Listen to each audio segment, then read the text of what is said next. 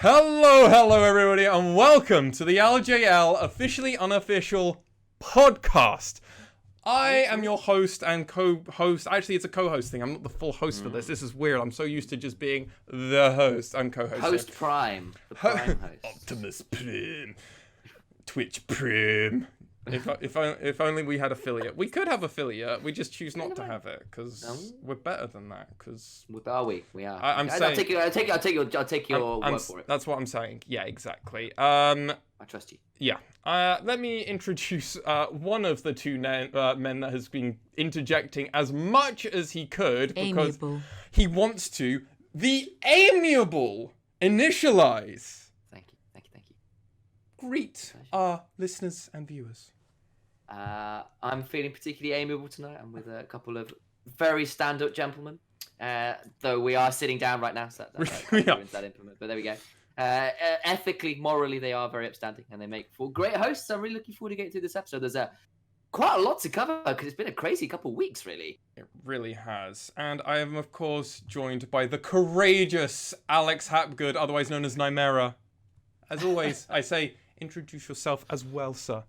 So Lexi's gotten into the habit of, doing some prep for his adjectives, and he said that the adjective he'd use is me in solo queue. I was wondering exactly what that would be. Courageous.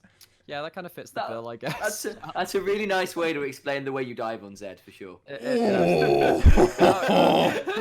Worst thing is, he's not wrong. Yeah, we're back again, covering the latter half of the LJL split.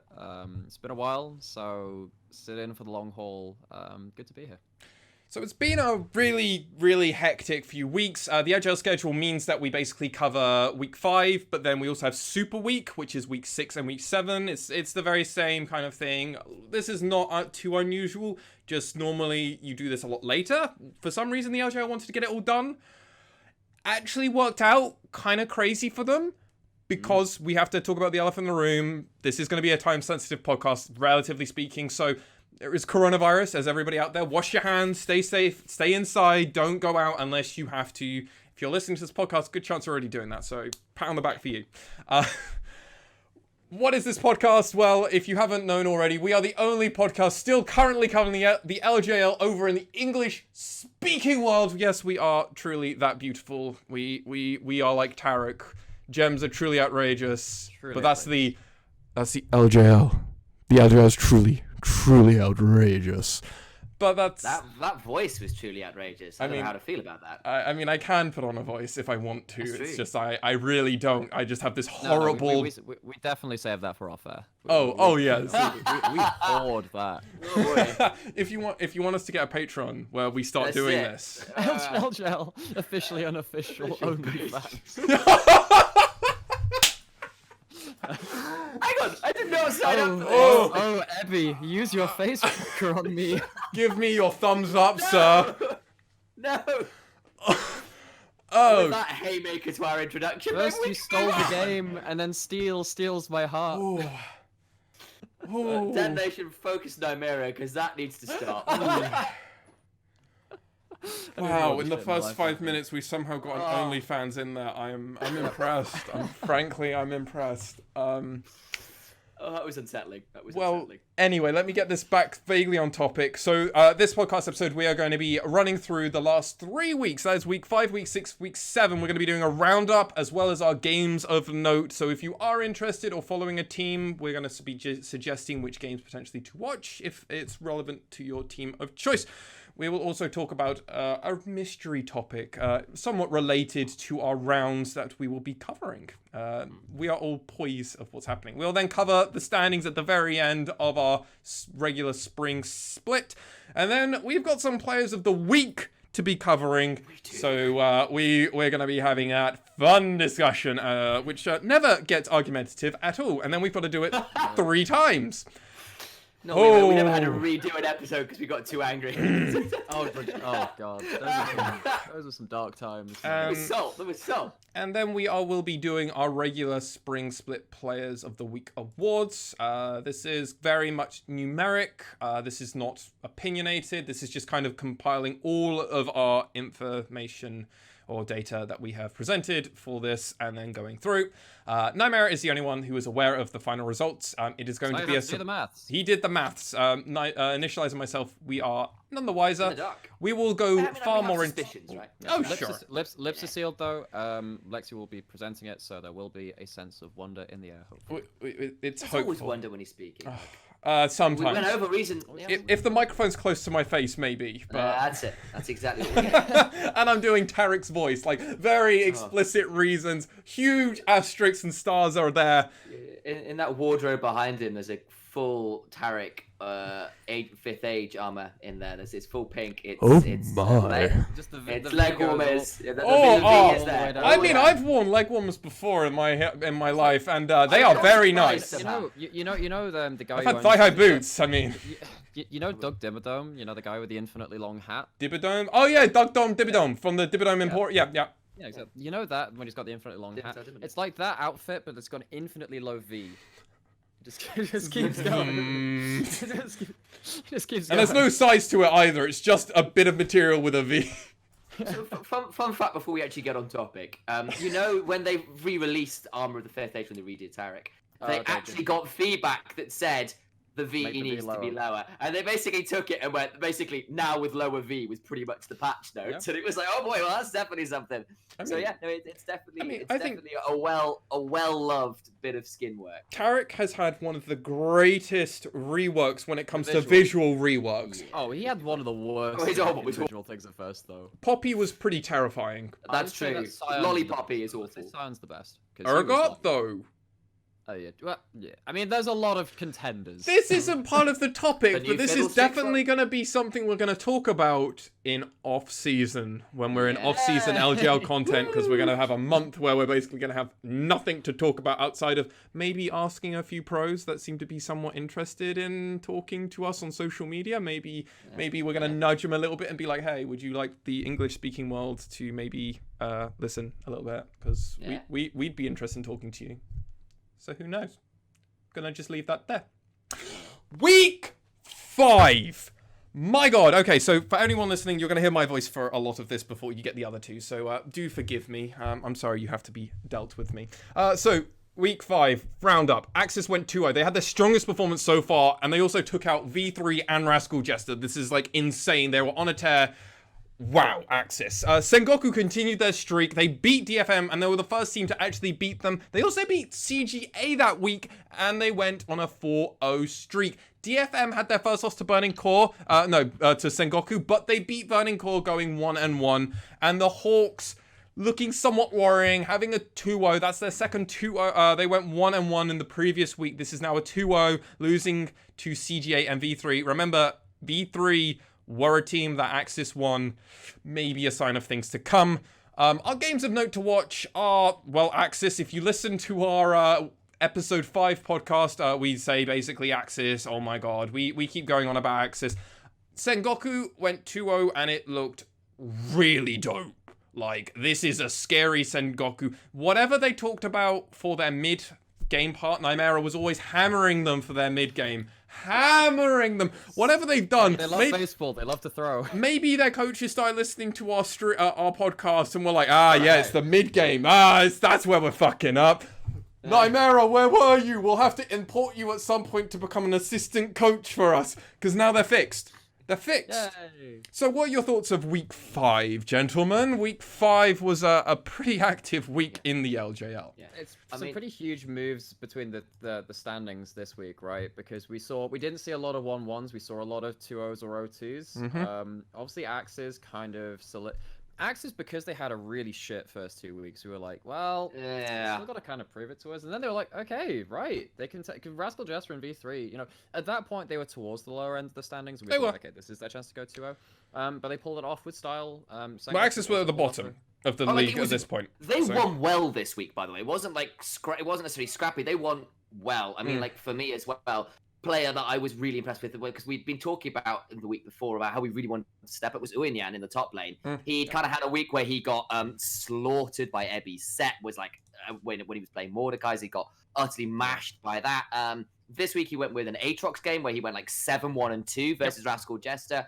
Huge TP flanks with massive damage. And his second game, he was on a Camille and just played the map so well. Won the game by literally going into the base and backdooring while the rest of the team held people off. It was just really good stuff from him. Yeah, deceptive. The scoreline doesn't say really make it clear. It on the scoreline it goes 1-4-2. It looks like he had an awful game. He didn't actually. He had a really good game. He was just split pushing like a boss. Yeah. I dropped an F-bomb when they finished that game because it was so tense. Beautiful. It was it was really cool. It was. This was like the big movers and shakers week. This is where we kind of see everyone who makes their push towards the end of the split starts off here, really. Yes. Yeah, and this is where Apperman started really waking up a fair amount. Blank looked almost unstoppable. Pyrian started becoming arguably one of the top mid laners. Yottori Muashi probably is now top 3. AD carries. Like, his Ezreal is the most scary thing. Gets back-to-back Ezreal games, goes 2-1-3 hard carries. Next game, that wasn't good enough. 4-0-3. Yeah. What the fuck? It's like in these low kill games as well. They're low kill games, and he's like got all of them. So and this was, remember, they beat DFM. Yeah, they did. They beat it, and it was a good win. Because actually, we were talking about it. Like, Sengoku Gaming's mid game was atrocious. It's still not fast, but it's so much cleaner. And part of it is the fact that poor old Yottori Muashi no longer has to wear a back brace to sort of carry the corpse of his team over the finish line. Outside of Apperman, who's split pushing.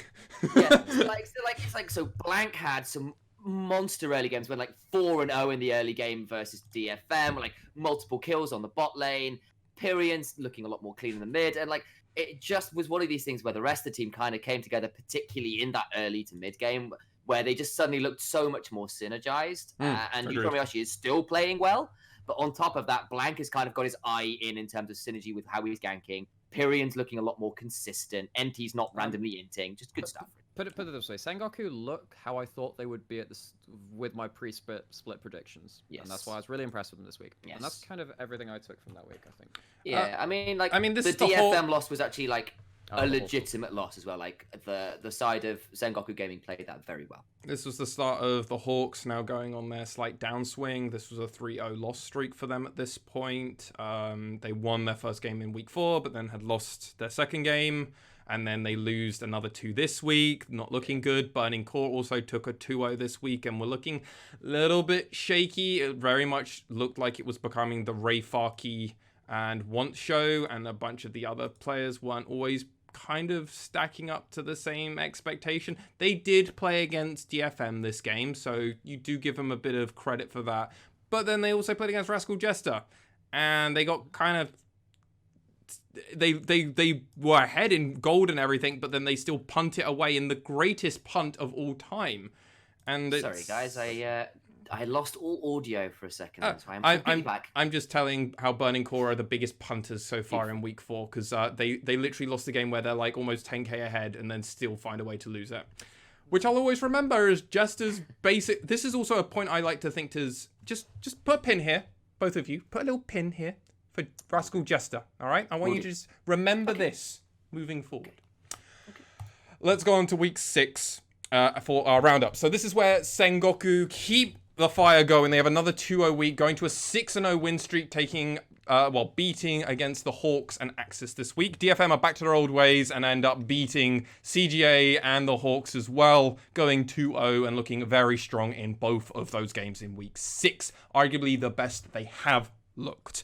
The Hawks are now are almost looking very unlikely to make playoffs. I'm not sure if they're a soft lock to now not make playoffs. I can't 100% remember back then. If you watch our VODs from that week, you'll definitely hear my running thoughts, as I was very on top of figuring out who's making playoffs and who's not. V3 are starting to look like a legit team. They get their second 2-0 or first 2-0, something along those lines. Only dying once, however, across both games, and they had a perfect game and an almost perfect game. Insane times that they were doing this. Really, really impressive games from V3 this week. AXIZ are fighting for their place, and they went 1-1, only losing to Sengoku, but they beat Burning Core in kind of decisive fashion. And it was only DFM and so at this point, we know that DFM and Sengoku are a lock for playoffs. defines them a lock. DFM were already a soft lock, but now we have our second place, so that was the more interesting one for when it comes to the Juggernaut week, which will be round 2 of playoffs. And it looks like V3 are a soft lock at the moment. Games that we have put to watch is going to be CGA versus DFM. This is where CGA keep the most competitive game outside of Sengoku's beat or win against DFM. This was a very competitive game, and this very much put CGA back on the map for a lot of us at this time. It was ended by a good old DFM back to their old ways of Ebby TPing in to just say, screw it, this game's fucking over, I'm done. This was a game I didn't get to cast. Yeah, you did. Casting this this was I think one of my first games I casted, actually. So it was. I think it started in week 5. Yes, yeah. So all to our listeners now, I'm now also doing the occasional cast when required. Depends on schedule. Yes. He's not bad as well. We'll give him some credit. Yeah, no, it's been very fun. It's been very fun mixing up the cast. I do something. Our other games is going to watch that I am recommending. I don't know if the others really put too much effort into this one, but I'm saying both the V3 games, they were phenomenal to cast. Totally, they were just so good to watch. Like, literally, if you want to watch V3 turning on, worth talking about. Gentlemen, week 6. Your thoughts on week 6? Week 6. Right, okay. Well, Sengoku kind of locking themselves as an, oh crap, we might have an interesting playoffs team. You know, so they really going on a massive win streak at this point.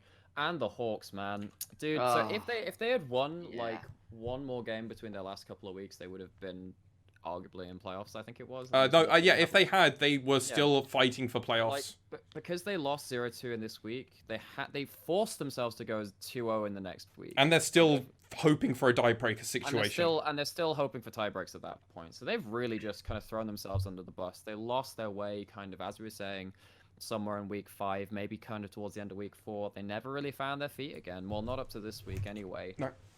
Whereas, you know, V3, we kind of said I remember, like, going into week 5, like, these guys are last.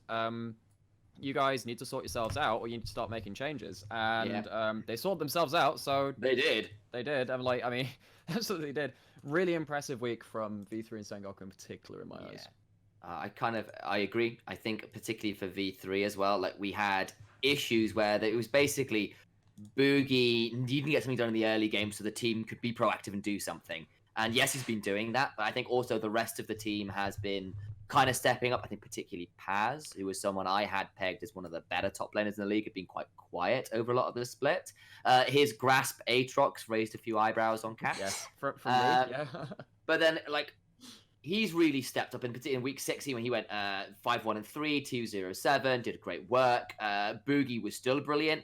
Ace looked, even if he's not necessarily the best mid in the league, was still looking a lot more proactive. Was kind of solid. He wasn't quiet, which is a big deal. Bot lane looked like it was just one of those things where, like, the rest of the team looked like they were actually awake and playing in the early game, which was a massive deal for V3. I mean, it's insane that Boogie was basically able to 1v9 Burning Core as Lee Sin. Like, his Lee Sin game was honestly what everybody dreams of when they start playing Lee Sin in solo queue, but very few can do it. And you know what the really cool thing is? He did it without a Yuumi. Yep. I mean, he did it without a Yuumi. We've had so many good jungle games where it's like, it's all off Yumi's, Lee Sin Uni. This guy's like, I'll deal with them myself, and just goes like 8-0. Like, it was because I had kind of had as a sure lock as one of my best jungle games of the split was when once on Burning Core went 9-1 and 10 on Lee Sin. But he had a Yuumi behind him. It was great. And I was like, there's no way that's going to get beat on by another Lee Sin player this split. Then Boogie comes out and plays this game. And it's like, actually, now there's a bit of competition. And you know what? That's another game I didn't cast. It wasn't. And honestly, it was just a riot to cast it. I remember watching over it and hearing my voice. And I'm like, oh yeah, I casted this game. And I'm like, oh yeah, this was a stomp. This was amazing. And Sam having to correct me and say, well, it's technically not a perfect game because they got a dragon or something. They got a herald. They traded like once or twice. Oh no! Against Burning Core, they got a turret plate. That's how it's technically. That's how it's technically not. But according to the wiki, I checked the wiki. That's a perfect game. No, they got a turret. They got a turret. No. In the Burning Core game, they didn't. Oh, was it enough? Burning Core got nothing. Yes. Oh, wow. They got a turret plate. But yeah, so turret plates don't count towards perfect game, right? They So don't. if an enemy team takes, if they have to take a full turret, right? Because That's right. Yeah, it well, was a you can perfect get game. a super perfect game if you take all 15 plates within the first 14 minutes. Yeah. An immaculate game, I think, is what it was.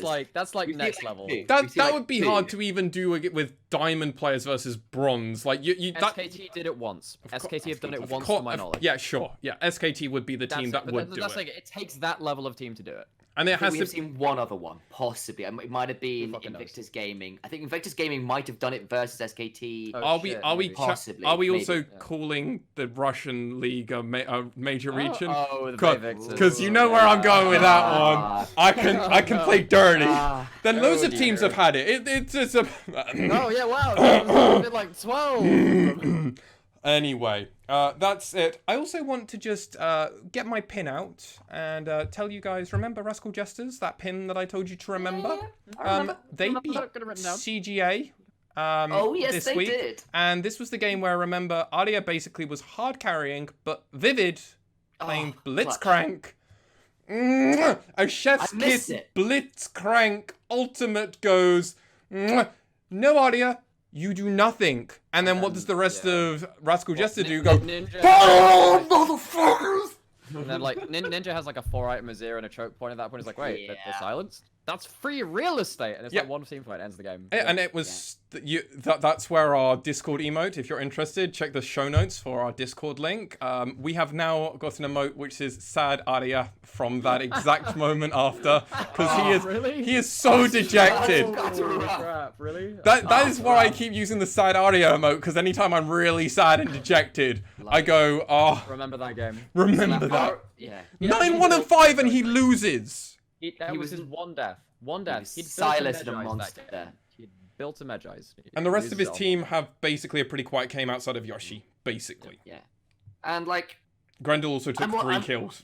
I didn't get to cast this game, which was really sad, because especially Oh, like yeah, for it me, was us too. Vivid is one of my old school players that I do really love, and like the fact that he pulled off that kind of clutch moment is so huge. And like this was the story of CGA over the last few weeks, where they would have moments where they looked utterly brilliant, and it still wouldn't be enough. You mean Aria looked utterly brilliant? yeah. for the Do you rest want of to the Yeah. game. let's put this into real context here. I think I should really put this into context. All right. So the final score was 9 kills for Rascal Jester, CGA 15. Right. Let me put this in complete context for you. Before the final team fight, it was 4 kills Rascal Jester, Oh, 14 kills Crest Gaming Act. Oh no. They That- take like a 5-for-1 and that's it. Ah. They 5-for-1'd, losing only, I think, Vivid in that whole thing. Or was it Cog? It might have been Cog because he was up in the middle of... I can't remember. But they only lost 1 player. They aced them because they killed Aria. The rest of the team went in to save Aria, died because Aria was already dead. And they were just like, this is the second time Rascal Jester has done this, and this is why I've asked you to put that little pin there for Rascal Jester. Right. Interesting, huh? And even in the DFM game, their first game of the week, like it was pretty damn close. Like Arya and Gango both won team fights. Oh, yeah.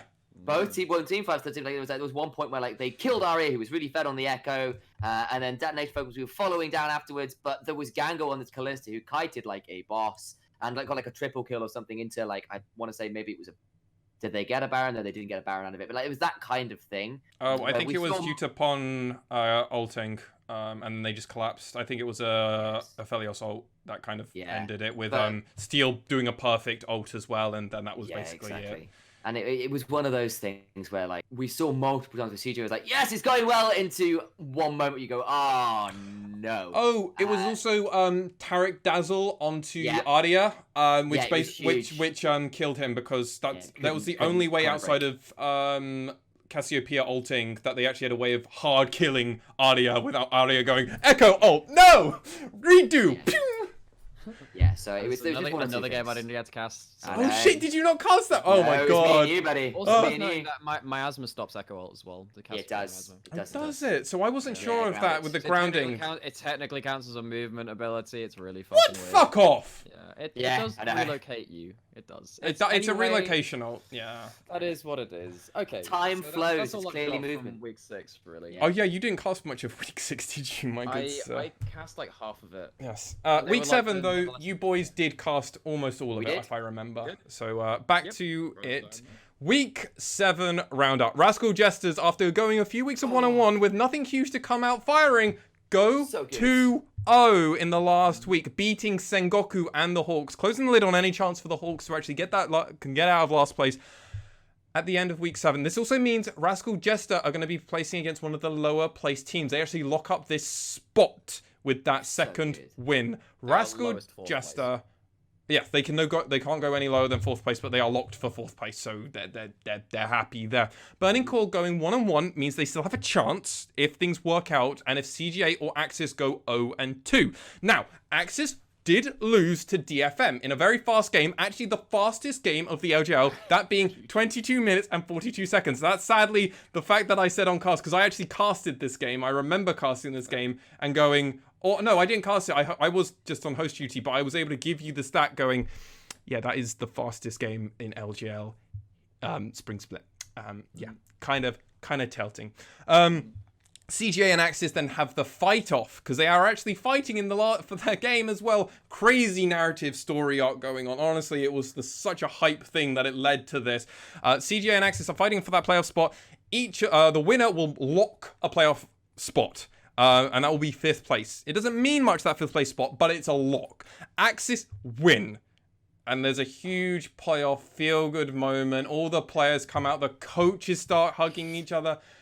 Beautiful. Can I just say, just context of that match, there was a Baron steal there as well. It was God, that whole match was crazy. Such a big one. And CGA have to play V3. V3 went 2-0, beating DFM as well. But DFM did have a slightly fun draft, as we did, as both of my casters did make on point. But this also meant that putting CGA in the worst possible spot.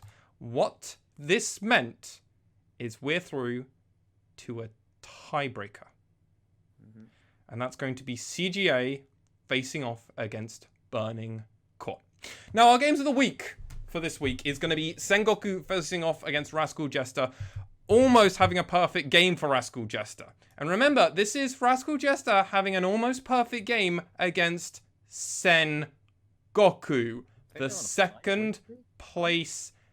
Yes, they were on a 5-win streak, and they were locked for 2nd place. And then what do Rascal Jesters go and do?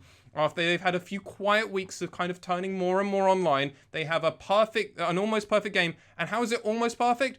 There's one Rift Herald to Sengoku and one Dragon to Sengoku. They don't get any turrets. They don't get any kills. That's why it's an almost perfect game, and it still goes on the wiki. It just doesn't get a nice little check next to it. But yes. The other games to watch is DSM versus AXIZ, because it's just fun to see a fast game. Everybody knows that. It's just good fun. CGA facing off against AXIZ was our game of the week, and it did not disappoint when it came to those I missed this one. I didn't cast this one. And our final one is CGA versus V3, because can CGA get the win to stay in, or will V3 force a tiebreaker for Burning Core? And there was a lot on the line. You could tell all the players involved. V3 wanted to get that dominance and get back their 2-0, really kind of solidify it. The players looked very motivated. CGA were desperate not to force that playoffs. All they had to do was beat AXIZ. They couldn't beat AXIZ. We just had to beat V3. They couldn't beat V3. This is the CGA where they arguably have one of the best players in the region, but they can't do it. So how good of you as a player are you? Gentlemen, what was week 7 for you all? Why don't we start, man? Go with my Rascal Jesters, as I put that pin there for you both. That I tried to bring that in and make it easier for you. So I wanted to call out specifically Hachimecha, who last year was on V3. Wasn't it? Yeah. He wasn't on V3. He was on CGA. I apologize. Yeah, that's right. Yeah, Crest. Yeah, because it was Baby on V3. And he was a great jungler. Was a great Gragas player, and he's been okay this split, but we haven't seen him really carry a game. Carrying him this week 7, he was a monster. He went deathless. He played Rek'Sai both games. Went 8 combined, I think it was 8-0 and let me add that up. 8-0 and 11. 15, I think. Wait, 6 11. plus 7 is 13. 13. God, I can't count. So 13. Neither is count. Okay. So Wow. we split the median. Okay, so there we go. Don't do maths on cast or podcast. And he was everywhere. He counter-ganked everybody. So Blank, who'd been running over early games, so he was Sengoku Gaming Rascal Jester the first game. Blank and Appleman went for a gank onto Cog. Archimage was there, turn it around multiple times. And again, in like the second game versus the Hawks, like he was everywhere. And this Rek'Sai was brilliant. And I have a lot of credit to Rascal Jesters and specifically the way they'd kind of done their research in a really short space of time, mind you. These were like this was one day after week 6. Yeah. 1 day after week 6. Like this was massively compressed, and credit for in the clutch, particularly Hachimecha and Ninja as well, having some really good games. Had some huge plays. Yeah, played 2 games of Syndra, and there was 1 game which I would suggest you go back and watch again. That was week 6. He played 2 games as Syndra. Week 7, he played. Oh no, yeah, okay. He played 1 game of Syndra, 1 game of Set. Yeah. Okay, Syndra game versus the Hawks. He has like a 1v3 outplay. Solo kills Ramune. Doesn't blow any summoners. Gets out alive. Oh, so smooth. He just kind of just nukes the guy, and just goes back for a final Q, and it's like, oh, so that was a gank. And yeah, he had just a fantastic week, really. And then he handed Pyrian's ass to him as well when he was playing Set. So the Jesters finished off the split super strong. They absolutely did. But who else obviously finished off the split strong was V3, once again getting a 2-0 right and actually just pipping Rascal Jester to the 3rd place berth. They beat DFM. We cast this game, and Boogie just had one hell of a week as well. I think overall on his Echo now, he finished off playing 3 games of Echo, 21 KDA on that champion. Whoa, that's pretty nuts. In pro play? Oh, cool. Pro play. That sounds like bare stats. He played it like once in week 1, then 2 times in week 7, and he looks terrifying on that champion. He didn't play it twice in week 7. He played it at least. He played it like once in week 7. Oh, once in week 6, once in week 7. You're right. It was the super week. Yeah, sorry, head's a bit messed up. It's fine. Yeah, I'm here to do that. This is my job. V3 are, I think, maybe my favorite team to watch when they're on the aggressive foot now in the LJL. They come in with crazy picks, they team fight all day long, they can team fight with the best of them, took a game off DFM, so that, again, makes our playoffs very interesting. We've seen both Sengoku and V3 take a game off of them at this point now, and they finished off in 3rd place, so we're going to see them against, they get to choose their team for playoffs as well, so well done V3. Yeah. And that V3 DFM game was 49 kills in 44 minutes. It was Paz on Aatrox going 10-4 and 12. It was Ebby on Set in return going 11-5 and 4. Like, it was one of those games where, like, both top players were finding their ways into the backline and blowing people up. And it was a complete nuts. But Boogie in that game was on Elise. And I have never seen a spider look like Houdini. Like, it was insane how many times he managed to somehow, someway repel, flash, duke his way out of everything. It was kind of insane. It kind of reminds me of... This analogy is going to be a little bit roundabout, but it reminds me a little bit of how Faker played way back in the day. So Faker, what he would do, he would play super disrespectfully on certain champions you just don't expect them to play in a certain style. Orianna. Like in an AP matchup, like in mid lane, he would be building high damage instead of magic resist, and like whereas everyone else would be doing that. Boogie is playing Elise and stuff, and he's playing it frontline, and he's playing it knowing that he can get caught and knowing he can just outplay. He did that on Elise versus DFM. Like, he survived ridiculous amounts of times, and he team fought in a way which I didn't know Elise could do. So crazy week from that guy as well.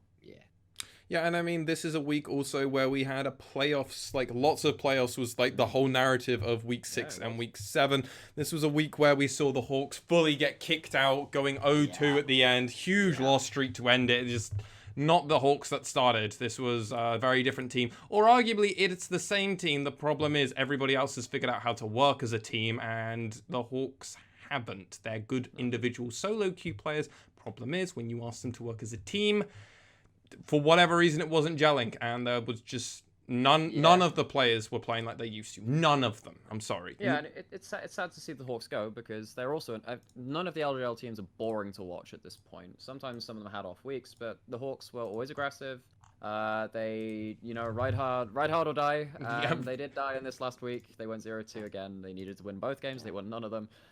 They had some, and they lost to 2 teams who were, they lost to Burning Core, which gave them that hope, right? That made them go 1-1 and say, maybe we can get ourselves into a tiebreaker. Yeah. And they needed another team to go, they needed either AXIZ or CGA to go 0-2. So there was always the chance, because obviously CGA versus AXIZ had to happen. That was a locked game. And AXIZ were playing against DFM. So if you had to call it, you always go, well, AXIZ, right? Like, yeah, these guys, they're against some... DFM just got a bit bopped by V3, and then the next game they come against AXIZ, and they absolutely tear into them. And then you're like, oh, next game is CGA versus AXIZ. Well, CGA should win this, right? And CGA jumped to an early lead in that game as well, so I'm thinking they're like, okay, we got ourselves a tiebreaker, AXIZ, you better start bucking up on ideas, and then... Hyde has his best game of the split. He's by a country mile. There's a point where like there's kind of reached this ping pong mid game, and the waves are kind of getting pushed back. They're trying to look between mid lane priority. CGA with Adia on Azir, who had some really good early game shuffles, by the way, really fun game to watch. Go watch it. They start up the Baron because they know they think they can burst it with an Azir on Nash's Tooth and a bit of a magic penetration. Hyde comes over with a misfortune, layers down the bullet time, and Hyde didn't steal it though. It was Hoglet. No, Hoglet's the one that stole it. And that was the insane thing, because Hyde was able to zone the whole team off of it, and then Hoglet goes in and steals it and gets and then kill, and then they get a kill as well. They get a kill as well, and then he dies. He's just like, I got a kill and the Baron and my We've seen this a couple of times in the LJL. Effectively, what you try and do when you're trying to do this 50-50 thing is you try and get the Baron down to a low enough HP. That's the enemy jungler can't jump in and smite it because it's still too high HP, but you can try and burst it. Misfortune puts down the ult and it forces the issue. So it's sat there at like 2k HP and it's like, well, I mean, Misfortune ult does like 2,000 damage. Yeah, it's so like, we get it or you can try it. And we're going to still try for it anyway. It forces the issue. Hyde forces the issue. That game, he went 8-1 and 4 on Misfortune. Oh, man. Yeah. This was also an insane game for Gariadu as well, I really want to put out. The rest of AXIZ played really well. Corporal and Unyan as well played really solid. But Gariadu played against Adia and was competing against Adia. Early game went to Adia, and then it kind of switched back to Gariadu. Yeah, Gariadu come mid and late game, it was just like, oh, well, no, Gariadu is just landing absurd bubbles on Zoe. It was absurd. Like the amount of times, that Yoshi was just caught out and they were just left without a smite. True. Yeah. True. Basically, they lost the game, and Gariadu was like, ha! I'm Zoe. Like, that's the way it works. It was absurd. And then CGA went 0-2 as well. Yeah, so they lost against V3, who just beat DFM earlier in the day, and that game was also really fun because Boogie, I think they were so far ahead in that game, because Boogie got like he went like 4-0-1 or something in the early game. It was like, oh shit, this guy's really fed. There was some really fun 2v2s that game as well. Like I think there was like one thing where Gango and Grandel were like 2v2ing V3. They got the first kill, but they got double TP'd on it. End up with like a 4-man bot lane at like 4 minutes. Really fun. I mean, yeah. The other thing is, that is also a point on that first V3 game. Like, V3 won that one really well versus DFM, don't get me wrong, but it was a complete bloodbath, and also DFM had drafted themselves into a weird comp. This game from V3, I went back. Sadly didn't get to cast it. I was elsewhere, but this game was really good from V3. Like, considering where the pressure was coming, and Arya was on Akali, one of those champions where you like, even with the nerfs, you can still blow things up. Gang goes on a Callista, where you can sort of definitely have a playmaking potential. It was a lot of credit to V3 for coming into this game and really taking it to Crest Gaming. Fuck Akali picks at the moment. Fuck Akali. I'm sorry. No, don't play Akali at the moment. If you want to play an assassin, play LeBlanc. If it gets banned, don't play her. Yeah, I think CGA have been struggling to figure out what Arya can carry best on at this point in time, because they put him towards Silas, and then obviously he like had that couple of really good games, but then also they had that late game versus Rascal Jester where it kind of threw a little bit. The problem is... they picked Azir one game, obviously didn't work. Picked Akali, but it just doesn't come online early nowadays. No. And the problem is when CJ were at their peak, so we'll say week 2, right? This is when Arya played Vlad one game and LeBlanc the other game, right? So this was where he went 8-0-17, had a fucking Medjay's, because fuck you. Crazy. The problem is everybody knows to ban basically Zoe or take Zoe away from him. Ban LeBlanc. And you just go, okay, well, we've banned the 2 champions. That's really annoying. He's got this Azir, but we can kind of beat the Azir. So the other picks didn't look as scary as those 2. Yeah, it's like he can play Kiana. Cool, but Kiana's not anywhere near as good against a lot of other people's matchups. Much more situational. Right, and kind of team comps. And the problem is, like, he can play other stuff. Like, he tried to play a Yasuo against Burning Court in week 4. That was not his fault, in fairness. The rest of his team just insane. Yeah, true, but like... But again, really situational. Yeah, and then Arya also played Lucian mid. Again, situational. Again, wasn't very impressive. Like, the problem is, like, Arya is still playing really well. It's what's around him is not playing well, personally. And I hate to say that because, like, they've made playoffs, right? Well, they've made it to the tiebreaker spot. And it's such a hard spot to, like, get to, right? Like, this is a CGA that isn't the same CGA as they were from the first few weeks. I guess we can use that as a segue into the tiebreaker, though, because they lose this game versus V3, and they're like, ah, crap. Okay, tiebreaker time versus Burning Core. So CGA have to face Burning Core for a tiebreaker match. CGA actually look fucking incredible. Like, they genuinely look amazing this game. It feels like it feels bad to be on the Burning Core, especially to one of our consistent MVPs of Rayfarki. Want to throw that out there. You are a man that has been consistently at the top of a lot of our standings when it comes to top laners. Once as well, I believe, has had a few honorable mentions as well as Loki. But I mean, this was CGA back on form. They also did, though, have over a week to prep for this one. They had a week to prep for Burning Core. It was like Sunday. They actually got time to Thursday. Yeah, it's got a few days. 4 or 5 days. Yeah. But that's loads of time. Better than they've had. Oh, more than one day, yeah. Yeah, great. And they go 12-1 against Burning Core in arguably the second biggest massacre of the split outside of week 6's V3 against Burning Core. Yeah. Sad to see that Burning Core are arguably our massacre comp that we just throw them against, and like V3 are like 12-0. Boom. We don't have too many blowouts. We've had like 3 or 4, I guess, out of 57 games. Yeah, it's not that bad. But it's been a competitive league. It has been.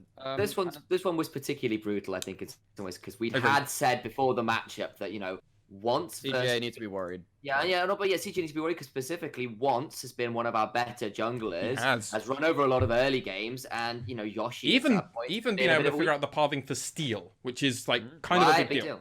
Yeah. And once into Yoshi, we thought, well, that was a bit of a mismatch in favor of once, and actually Yoshi came out. And full credit to the dude, had one of the best games he's had all spent. I'm just going to say, so Yoshi's in our Discord, and I said good luck to him before the game, and he played really well. So the luck worked, actually, it was all me. It was actually all me. But maybe your luck is the reason he died, and they didn't have a perfect game. Maybe. Well, maybe I don't have the power to completely stop Yoshi. True, but I mean, Burning Core still got a Baron, so a Rift Herald, so it's not a perfect game. You can never. It's never your fault, mate. It's never your fault. It's never my fault, yeah. No. But no, Yoshi had by far his best game of the split. I think CJ solved a lot of their drafting issues. They put Arya onto Vladimir. He was solo killing both solo laners and everyone in between them. Yep. Gango finally found a champion he could hard carry on again in Xayah. I think that bodes really well for them going forwards now that they've kind of got... They looked really confident. They did. Everyone played well, as opposed to it being the Arya and Gango show. So, CGA locked themselves off a playoff berth. And that brings us over to our standings for the week. Oh, well, quick one. Is it worth watching? Of course it is. It was a great game. Go watch it. Go watch it. It's available through our YouTube if you scroll as the first video currently. We're still experiencing some technical problems over here on the LJL. / my hard drive with everything on it died. So I'm slowly trying to work with Twitch VODs, and some stuff's being muted, so we're gonna have a mix of stuff over the next few days, but everything will be up there, I do promise you. And for playoffs, when that comes around next week, there will be nothing stopping us from uploading and everything else. It's just some old stuff from the last 4 games of week 7 and the tiebreaker game. Sadly, has slightly been lost to the sands of time from our casting perspective. So a bit of audio cut in and out might be used. But we still have the content. It's still on our YouTube page as well. Everything's on the YouTube. It's just not been nicely edited and everything else. Serious props to MaskedSwan as well over the course of Split, who has produced literally every single game and the podcast and done loads of stuff outside. Like, this man has worked his arse off. And has to work with us. I know. It's and I'm trying to do an MA while doing this as well. This man. And I do casting as well on the side. I'm a man of many talents. But then I wouldn't do it. I wouldn't do it if I didn't love working with you both. Aww. But I know, but like straight up though, if I wasn't enjoying doing this, I probably would have called it quits a few weeks into this. That's fair. It's been hard work. Like, to be honest, if I wasn't enjoying it, wouldn't do it. Yeah, it's been a labor of love. That's one way of putting it. 100%. I think, yeah, from every one of us, like, trying to balance this shit around 3 working / student lives / everything else going on at this time as well, particularly because it is quite. Let alone trying for us to organize our own D&D schedules. We also have a D&D group between the 3 of us here, plus other friends as well included in that. But man cannot live on podcast alone. He does need the extra things in life. But yeah, I guess we need to go back to the standings. Yes, so go watch the Burning Core game. You can watch it. It is available on our YouTube. It doesn't look the prettiest thing, but it is up there. If you go on it right now, this second, dear viewer or listener, you can literally watch it. It's just a bit jank, and you might have to deal with some music going through for an intro. Just skip it. And skip me talking as well. You can get past that stuff. Go straight into Champs Select. Fuck it. Standings as it came in 8th place. It's the Fukuoka Softbank Hawks Gaming, ending on a record of 4-10. With a this was not the Hawks that started. This was not the Hawks. No. To be honest, my biggest disappointment for this team is its longest member of the LJL League, and that was its mid laner. Ramune disappointed me. Yeah, so I think it's like there's something to be said about disappointment. It's a larger disappointment the higher expectations are. Yes, and our expectations for Ramune were so lofty. Oh, they were. Ramune is such like we basically how Ardia has performed is what I was expecting from Ramune, frankly. And he showed it for the first 2 weeks. Yeah. And I also want to grant you, like, I came in as well because there was all these stories around him, and he was one of these players I was really excited about because I knew so much about him. I'd seen him before, and like for me, there was also this element of nostalgia and the storyline. I'm like, what if this guy comes back and just is an emperor again? And they went 4-4, and then went on a 6-loss streak. Was not good, and they were the team that was first out of playoffs, and I mean, the sad thing is they didn't seem to have a fire under their belly in the last few games. They didn't really seem to really show up. They kind of were just doing it because they had to, and it was a little bit sad to watch as a fan of the team going in wanting to be a fan, and then it stings the most for me because I really was cheering for them a bunch. And for each of us 3, we predicted that they'd come in top 3. We did. Yeah, we did. Every one of us agreed on that. I think a lot of the Twitterverse agreed with that too. It was, yes, you're right with that. But fickle is the hand of fate, and they sink right down to the bottom. I just really hope, in the grand scale of things, Dash is not going to lose much of a career through this. Ramune definitely not. The jungler as well as Tussle played well. Tussle's not going to lose anything over this. My concern comes for Honey and Pooh. This was Honey's first year as a professional player, and Pooh his first year as a professional player. Pooh had played in the Challenger League, but this was Honey's first time ever. Yeah. Honey, his last half of the split was pretty poor, actually. Agreed. He started out well. He had a couple of crutch picks and like playing a lot of the Misfortune and the aphelios.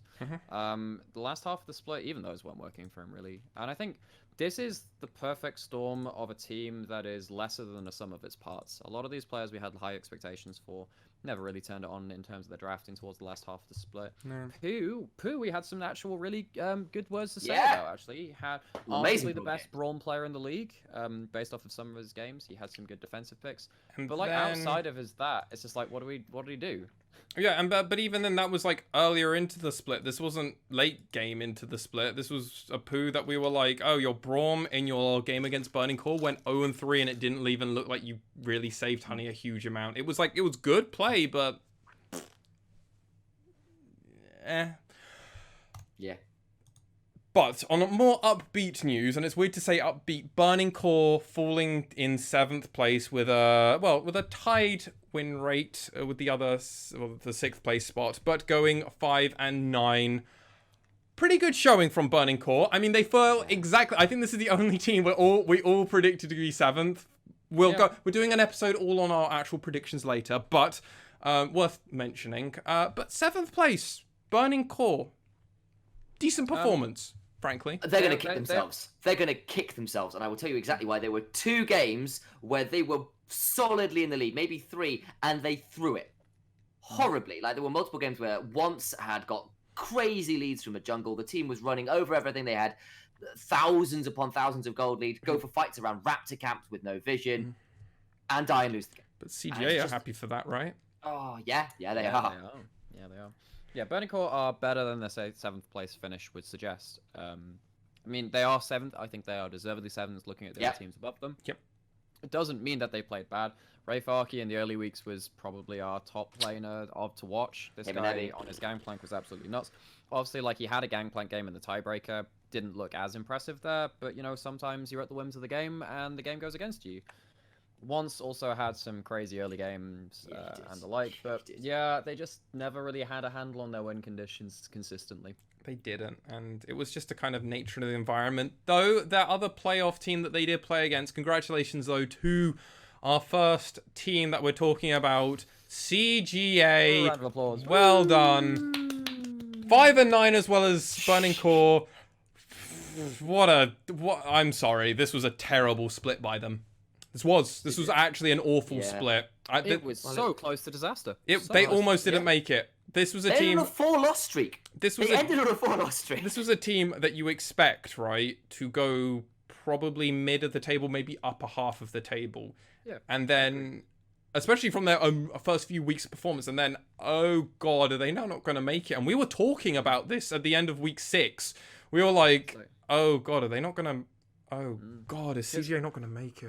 We reached this realization that the playoffs had to be without one of these 3 things: the Cinderella story of AXIZ, Ray Farkey godlike top from Burning Core, or, you know, like our MVP candidate Aria, who's like the best mid laner in the league, we would imagine.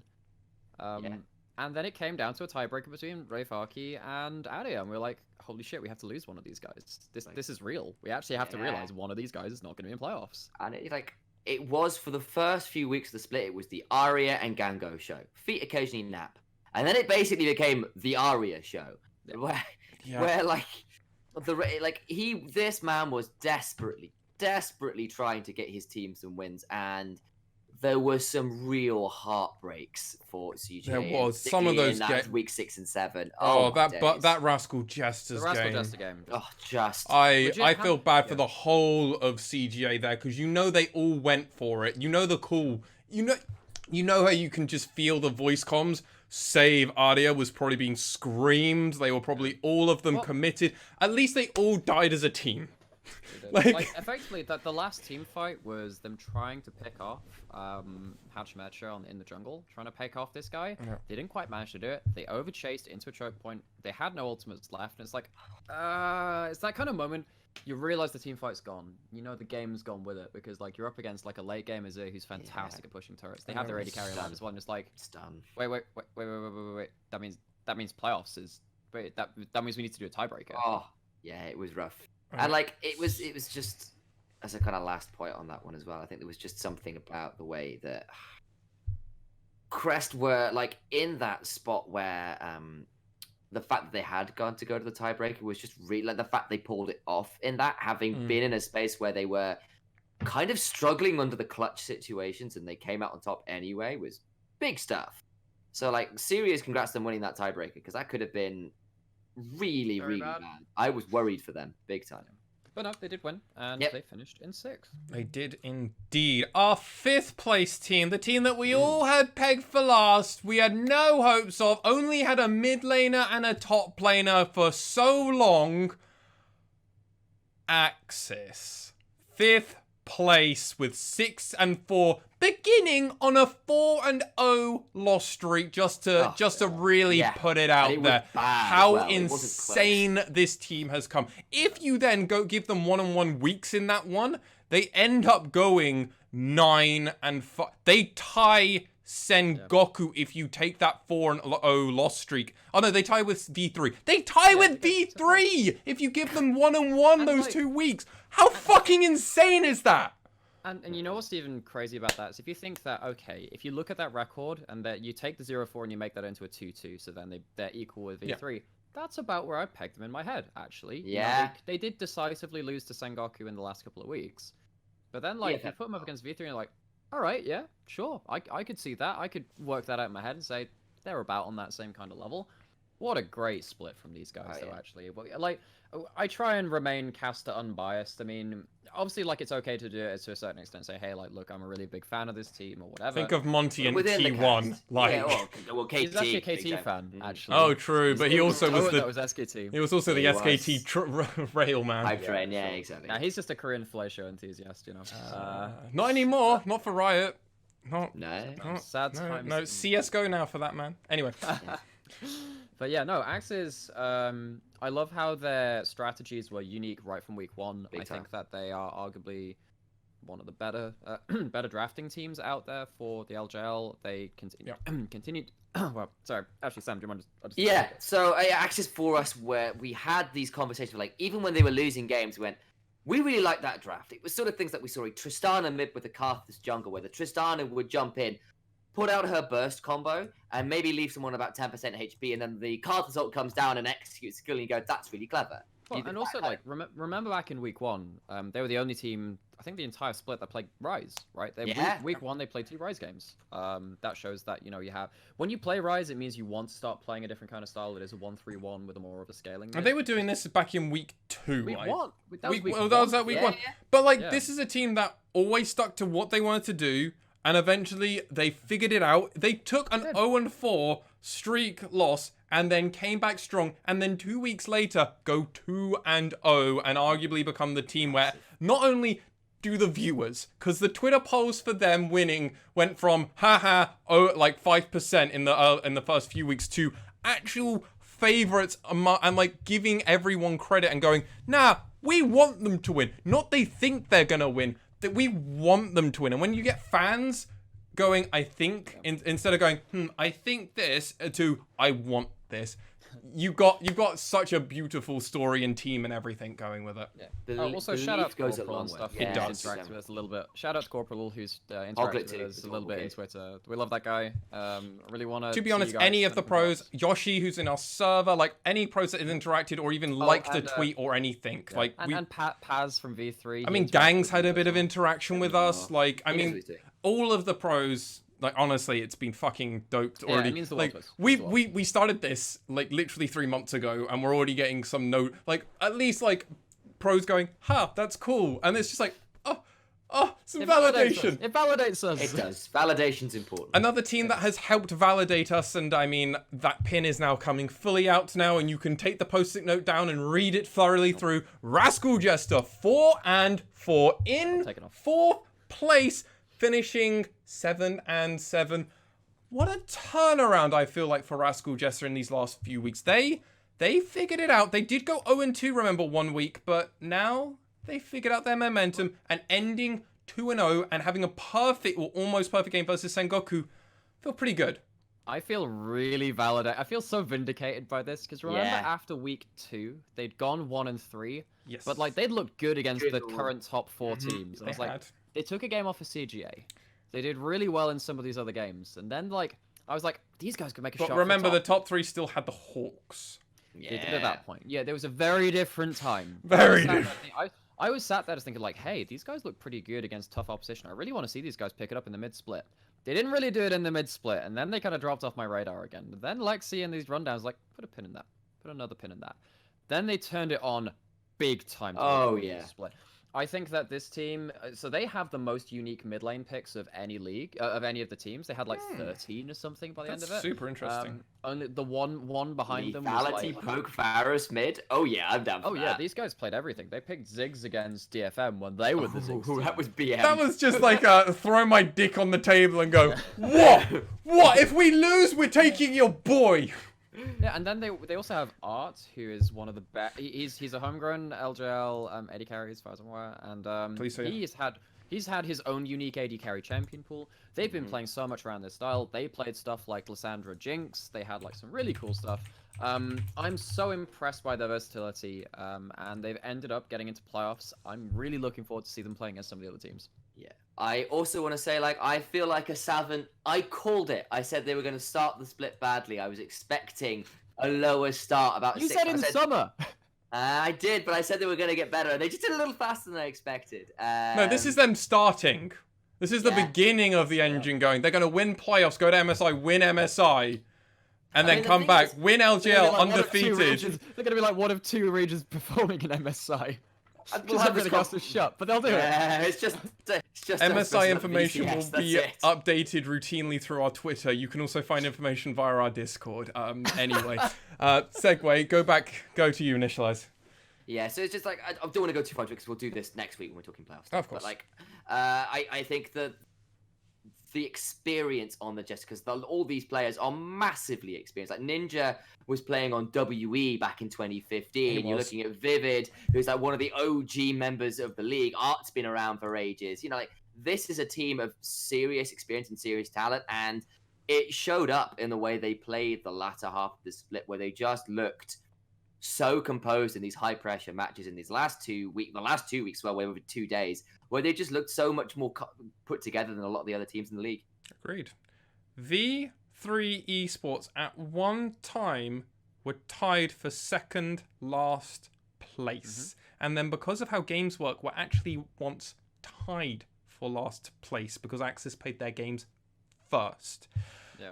This is a team that has now gone from tied last place before they play their games and technically second last place, and then came third place with a record of 8-6 with a 5-win streak, the third longest win streak in the LJL. And if they had more, longest with Sengoku? DFM had the first one, then Sengoku. Because Sengoku went like 9-0. Tied second. Oh, right, yeah. Because DFM went like tied 9-0. Sengoku went 6-0 before getting their loss. 6-0, so it is third, right. That's what I was trying to remember all of this off the top of my head, and it's hard to pull all this data very quickly. DFM first, Sengoku second. DFM third, V3 rather, third. They finished third, and they looked scary third. This is not a team where if you gave them another 3 more weeks, if they were at the top of the table and some things bad had happened for DFM, I would actually not be surprised. Your thoughts, gentlemen? And they finished third, going through. Did they go through Sengoku at this point? Yeah, I'm trying to remember. So I want to point out as well, they went where the Softbank Hawks went on a 6 loss streaks. From a space where they were 3-6, V3 went on a 5-win streak, which is the hottest tear in the LJL currently. And they took down some serious opponents along the way, including their handing DFM. Wait. Are we saying hottest tear in a positive way or a negative way? Because you could also say the Hawks are still winning that one with a 6 loss streak. Doesn't hurt. Rip the Band-Aid. Sorry, Sam. You're gonna need more than a Band-Aid, money. That's like amputation that went on there. Mate, whoa! Don't start talking about that. We got a plague going on, mate. Bloodletting's real. Yeah, and I think it's quite telling that the 2 teams at DFM have dropped a game to are our 2nd and 3rd place teams in this league. And I think V3 in particular, Boogie is a monster, and the rest of the team have come online right when they needed to. Absolutely did. I think that V3. Well, they're also ending this with they are ending the split with a win streak as well. Yes. I was saying they ended with. What's interesting is that the team which their last loss was actually AXIZ, one of the other playoff teams as well. You know, we've talked about them. They are one of the teams below them in the standings, but you know that could very well be one of our matchups. It could be very interesting to see there. These three are looking so hot right now. I think that Boogie is maybe the best jungler in the league. This guy finished the split so strong. There's a little bit of wibbles from the mid split where they're like, okay, right, they're playing him on like Trundle and Skarner and it's not working. And then they went back to this Echo stuff and it's like, good. They lost. So Boogie lost to Sengoku with that Trundle. Promptly since then, they didn't do that stuff again after losing. Boogie then played Skarner, lost to the Hawks, and then probably freaked out and said, "I'm never doing this again," and then promptly never did do that again. And the one thing I want to say about Boogie, and I said this on cast when I was casting the V3 games, Boogie. Who did I cast this with? I think it was with you, Alex, wasn't it? It's probably me. I missed one V3 game. Oh, yeah, it was. It was. This, you know then what I'm about to say then, Alex. Boogie is a carry who is not a selfish carry. He is one of the most selfless players outside of maybe... CGA. Yes. I completely agree. He will always get himself fed. He will prioritize getting himself at least 2 to 3 kills and a few before he starts giving assists over. He will aggressively take the kills. The thing is, the team want him to take the kills. After he is in a spot to carry the game, he immediately becomes the most selfless player and will tower dive, not give a fuck, play Echo, aggressively tower dive, use his own flash and his ult, just so his top laner can start getting momentum, so his mid lane can getting momentum. And it's insane watching a jungler play like this. It is. And what is so uniquely crazy about Boogie is that, you know, he's talking about the selfless thing. It kind of comes across in the way he positions as well. He's not the person waiting for his team to engage or be engaged on. He is like the first person into the fray. That's his Elise. His Elise games. His Elise, his Echo, all this kind of stuff is just there like. He plays the game in such a unique way from a team fighting perspective and just allows the rest of his team to take the supporting role, which they do actually perform very well when given the chance in a gold lead, right? That's how they took down DFM, right? They had like these crazy games where like he's getting out on slivers of HP after using his cooldowns exactly right. He is such a pleasure to watch. Yeah, and I think it's one of those things where it's selfless, but it's in the way that actually his whole deal is like, how, like, it is a strength of a jungler generally that your idea is you're supposed to spread pressure and your advantage across the map. You are there, much like if a mid laner gets killed, the idea is you want to try and spread that advantage to the rest of the map. And Boogie does that better than pretty much any other jungler in the league. The way he spreads his advantage around is so good. It is very clean, and it's also done in a very swift fashion. V3 win fast games when they want to. Yes. And Boogie's ability to kind of prioritize and identify what the next objective is and then kind of ruthlessly go for it is really cool to watch. And that's a team thing as well. Yeah. Credit to Boogie for doing last point from me. I want to hit on your last point there as well, Sam. They trust him. Yeah.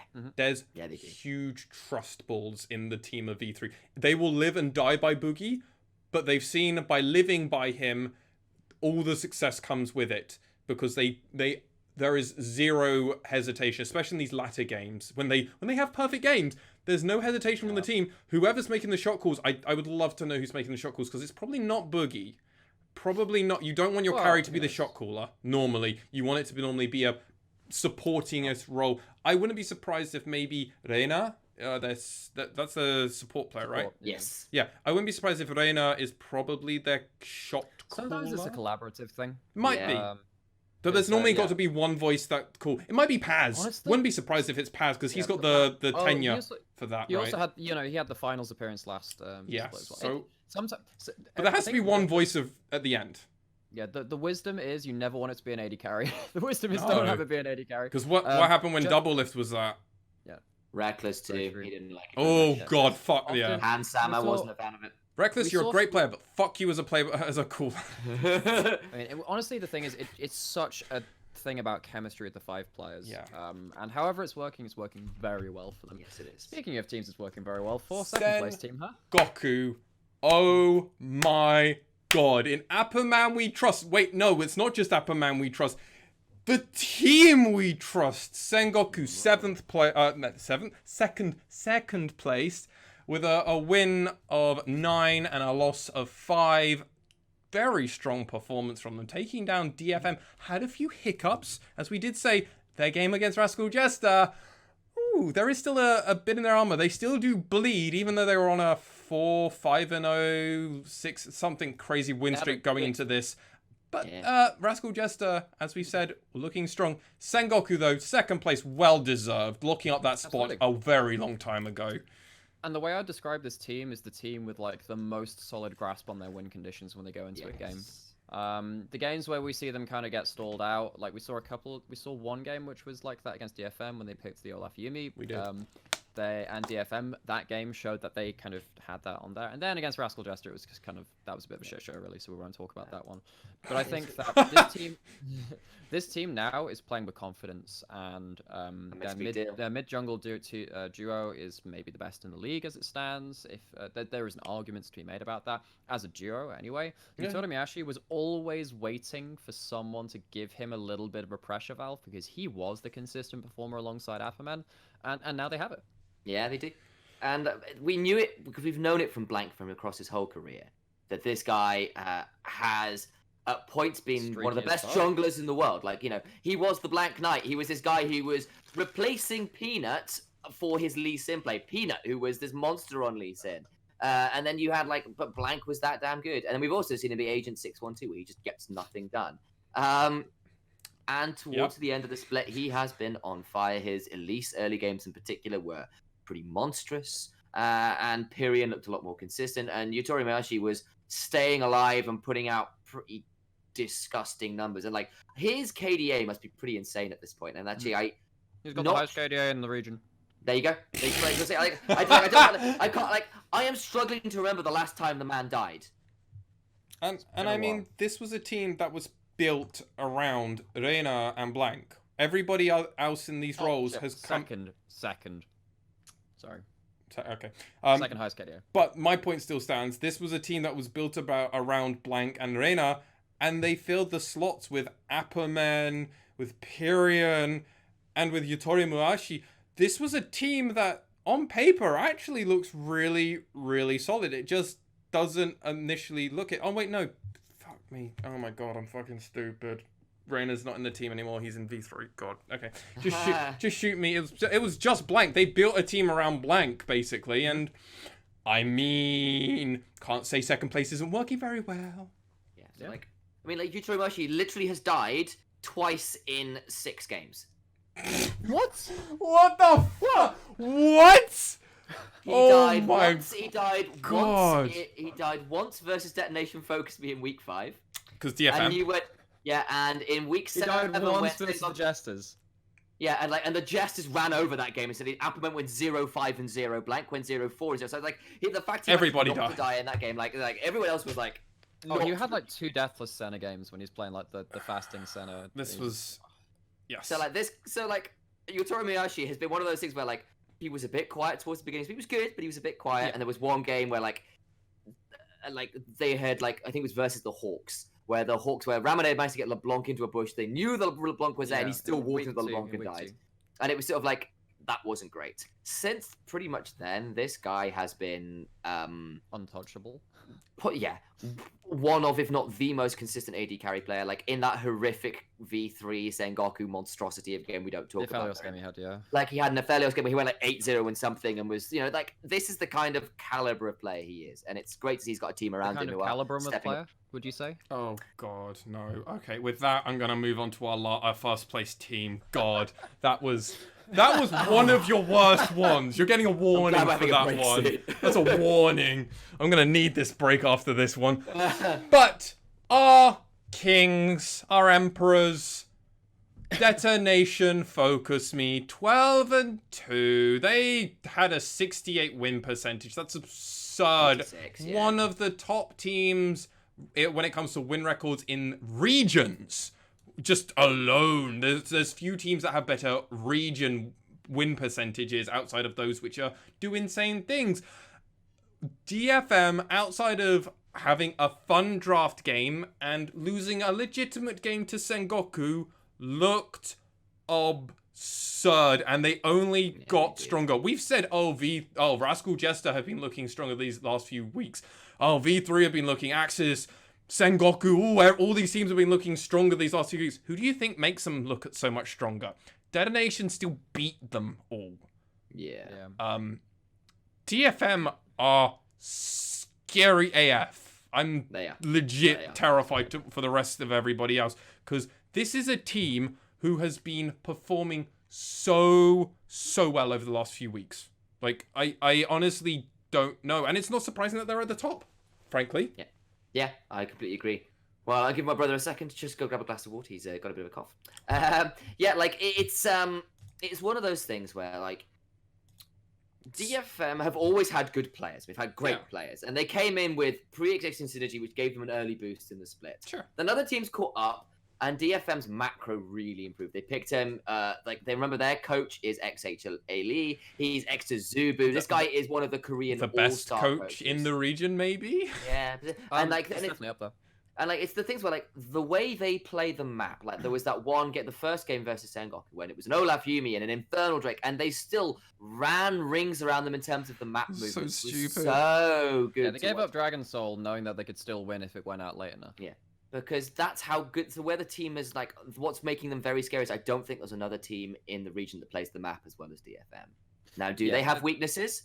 Yes. We have seen, like, if you can track steal early, if you can punish his level ones, the DFM can suddenly kind of get a little bit caught out by their pre-prepared plans. I'm going to put a little bit of an asterisk there and say you can beat them and they hadn't had any problems except the top lane. Yeah, and we have also seen, like, there are sort of things that we've seen them, like, go for, like, hard dives onto bot lane and try and put it out that way. And there are sort of ways to do it. And Seros, occasionally, his champion pool has been largely okay in terms of, like, it's not been a bad matchups for him, but, like, there's been things where, like, they're kind of forced to ban away LeBlanc and Zoe in a way that's potentially a bit of a risk. Yeah. In the first couple of weeks, Seros, like, playing the weird stuff was like, ooh, they've got a weird read on stuff. When it comes to the point where, like, they're banning LeBlanc and stuff, I'm like, that's kind of a problem right now. But DFM have just, like, rolled over so many teams. Like, most games they win are not really in question. There are a couple which have got close. The thing which is now giving me a caveat is that they lost to the second and third place teams in Sengoku and V3. One of those was a funner game, though. And even that was the game. That was the game where Utapon played the Nautilus carry, and then they Seros played. And Seros also played Galio. Yeah, they went for a weird draft basically. It didn't quite work out, and I think this is one of the first times we've seen DFM look a bit out of options because of how they drafted. Even then, they played pretty well. Like, they refused to give up despite being down in Infernal. So, like, Evie went 11-4-2 or something, like, or like 12 or something. Like, this man was a monster. Yeah, like, this guy was. Like, that game was not out of sight. It was a close game. So, like, that's the scary thing with DFM, right? Is they, even when you think they're down, they still seem to find a way to at least be competitive, and that's quite hard to do. Yeah, they do indeed. So DFM, very, very worthy regular season champions. You know, getting first place out of that. I mean, going into playoffs, everyone needs to be so afraid of them. They just do. Like, this team has such a good coaching system in terms of the way that they know how to move across the map now. They seem to be firing on all cylinders with that. Their laning phase is very strong. They have various picks which can just ruin people's day. And yeah, I think largely their macro is the best. I think maybe Sengoku can out them in some parts of that, but, like, DFM have, like, they are top in every different metric right now. Yeah, and there's a reason for that. They are definitely the undisputed best team at the moment. The thing is, that's what playoffs are for. We will not be going into much of a playoff discussion because that's what next week's episode is going to be all about. We're going to be talking everything playoffs.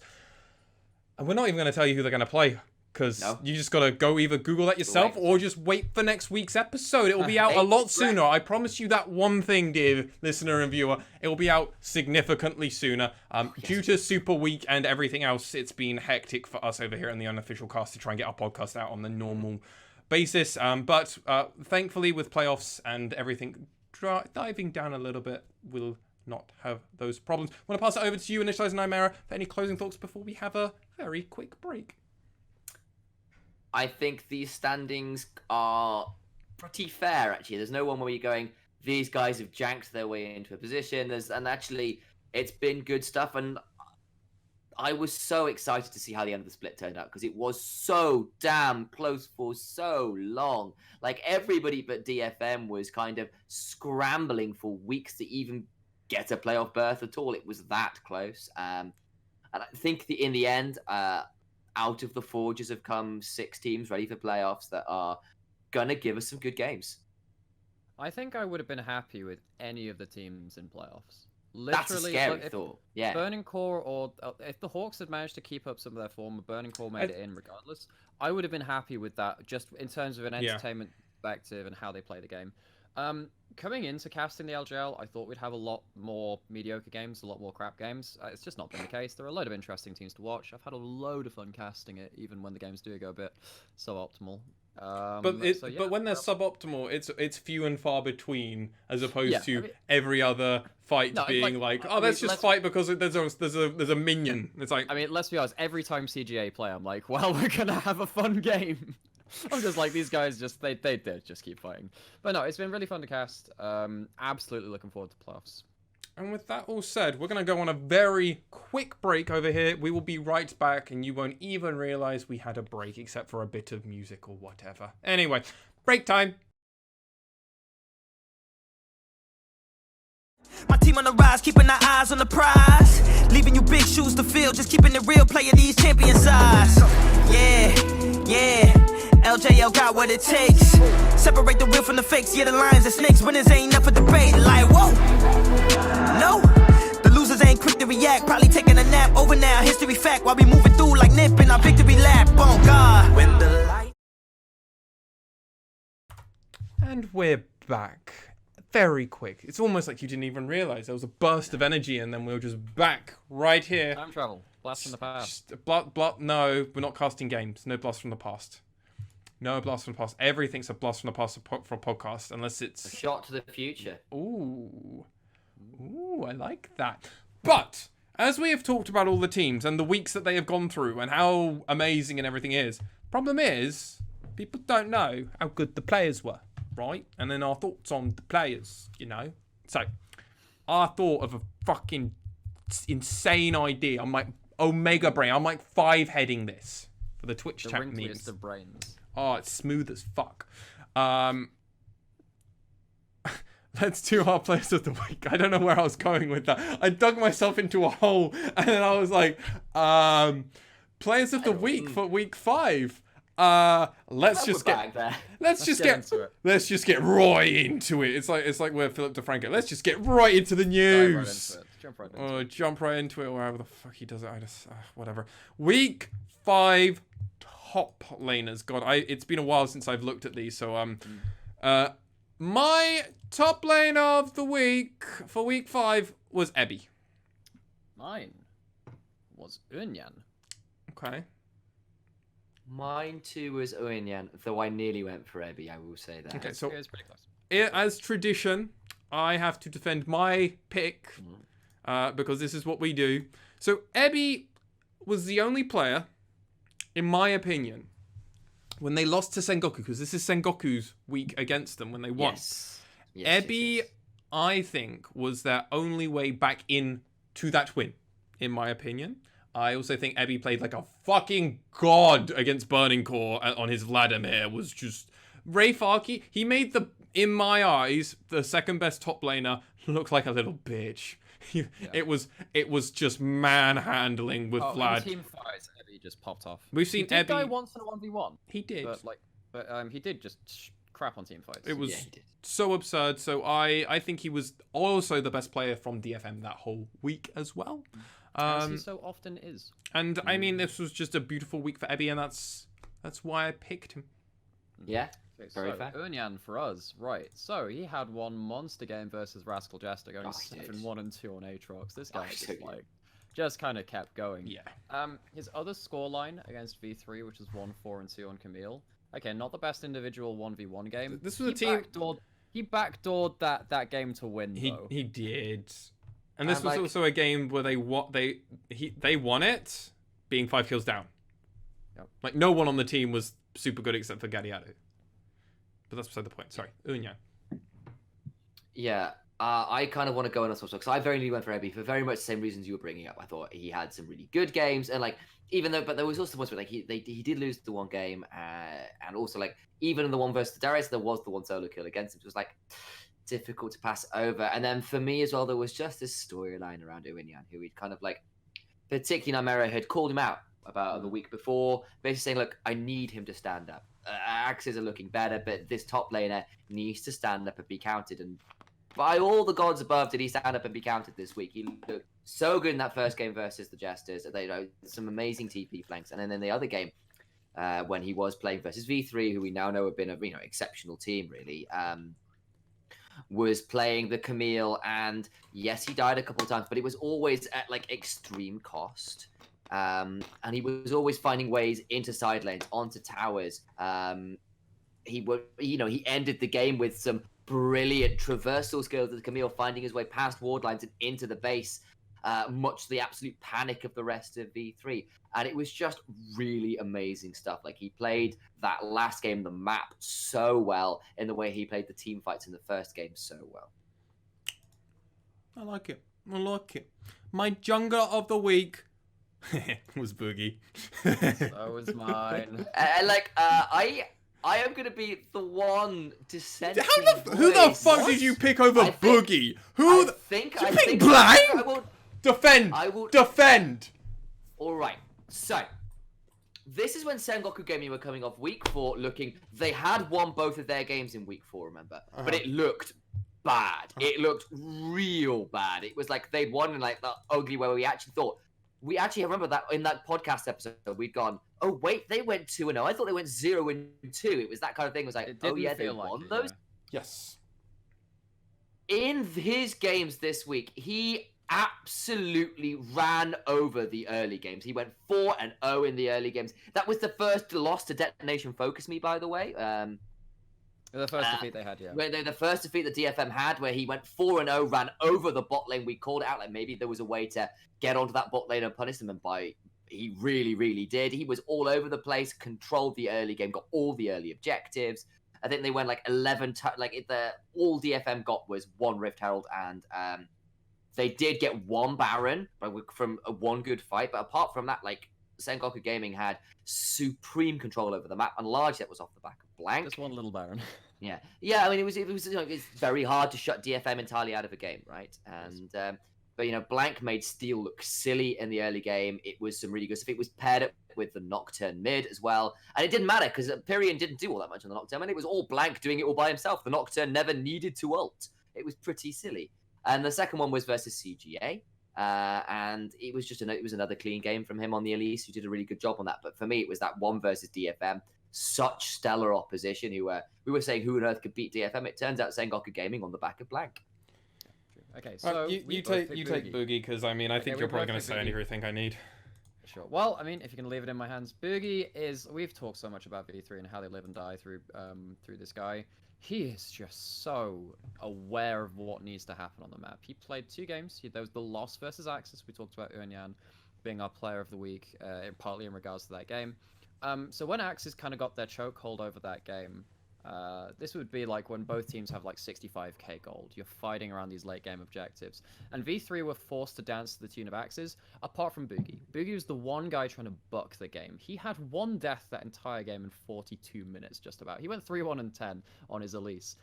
He didn't end up winning that game for them, but by God, he nearly did. He was so close to turning around that game. And then the other game of that week, he played Echo, and we've talked about Echo a little bit. He has a combined KDA of 21 on that champion. He won against the Softbank Hawks alongside the Nocturne mid of Ace. He's just so proficient on these diving champions. I think the reason it's called Echo because it's the reverberating screams of Boogie's victims have yet to die out. Like, this man is a monster on that champion. This was also a turning point this week. Was a turning point for V3 as a team, in my perspective.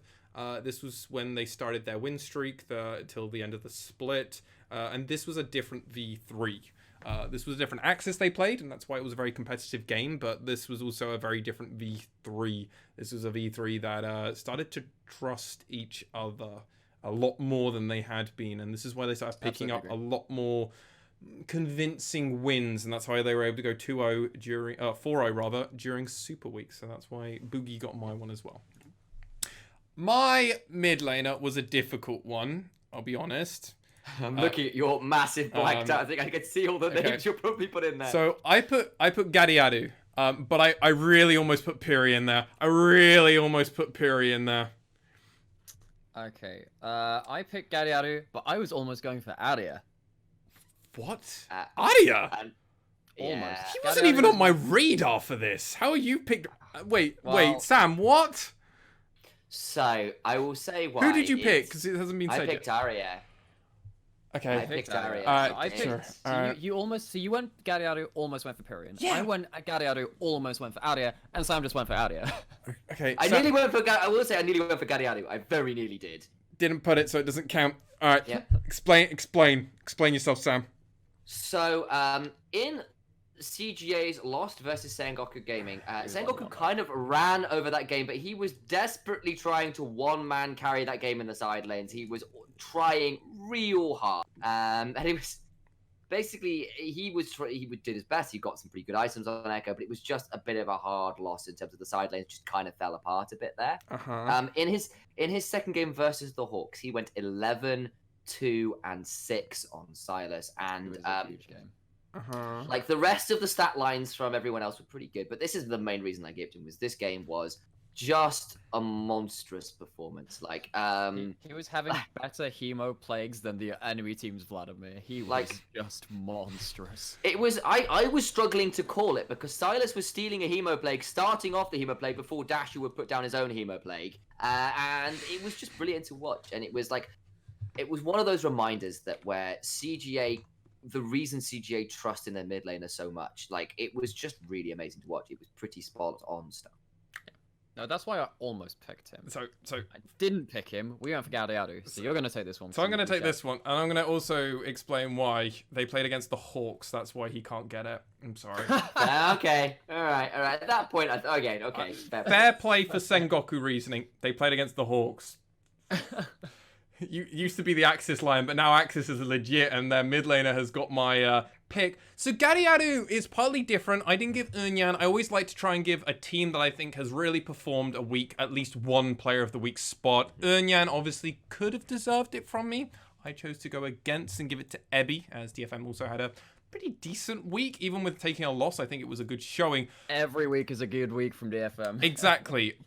And I rarely give it to Ebby as well, so I felt like it was, yeah, alright, I'll give it to him this time. But Gadiadu facing off against Ace in the mid lane. Yes, he had a very good game against Rascal Jester's Ninja. He went 1-6, and his Sleepy Bubbles basically stopped, I think, one of Kolkog's ults at one point. So very integral to the whole part. Yeah. Granted, Eunyan, Hogler, and the rest of the team were very important. Corporal, I remember getting... They got the super ultra mega combo, remember, this game, where they did Jarvan ult into Hero's Entrance ult, into Senna ult across it, into... It was chef's kiss. I'm going to keep using that meme. It was beautiful. But then they ended the game after that, not surprisingly. Yeah. But oh my god, going deathless against Ace with Boogie in a jungle... Fucking scary. Then you win that game, and you're the mid laner. Solo won that game. And he was basically the reason they were able to do that. The whole reason Eunyan was able to do what he did on the Camille is because the game went 40 minutes, because Gadiadu let the game go 40 minutes. Yeah. So that's why he's my mid laner. Yeah. And obviously, I picked the same thing. Putting that game against V3 into perspective, there was a point where V3 had picked up a Baron. They were pushing down the mid lane into the mid lane in a turret. Gadiadu was over a wall. Sure. He assassinated the Varus at the very start of the Baron push. Got the kill. They ran down for another 2 kills, and they took out both Nexus turrets on that push. They ended up dying trying to take the Nexus. But Gadiadu, like, he got Ludens and he went to Banshees. As soon as he got that Banshees veil, he was like, I now have free reign to jump entirely into your faces, and you have to dance to my tune. And that's exactly what I said earlier about Boogie trying to break that, right? Well, who was playing the damn tune? It was Gadiadu. Yeah, and it was just like, Hyde was on Misfortune, and Reyna would put up the door every single time on Braum. And the Misfortunate will do nothing, and Archer behind it would be free firing on the Varus. And yeah, Gary Arrow did find some really good flanks, and it was part of the reason why I was debating giving it to him because actually some of those picks when that Baron push was so key. I'm more impressed that neither of you even remotely considered Pyrion. I'm a little bit. Maybe I missed the gauge on that one.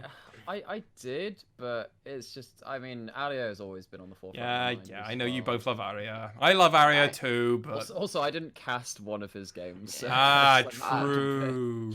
So like, I think his Nocturne game was fine. I just don't think it was anything to write home about. Because actually, if you remember, he did shield a kick from Lee Sin. That was really good. And there was that really good turnaround in the mid lane. But I actually just think that a lot of that was just blank running over that game. Imperium was kind of a passenger, so that was part of my criticism. No, he didn't play badly. No, obviously not. No.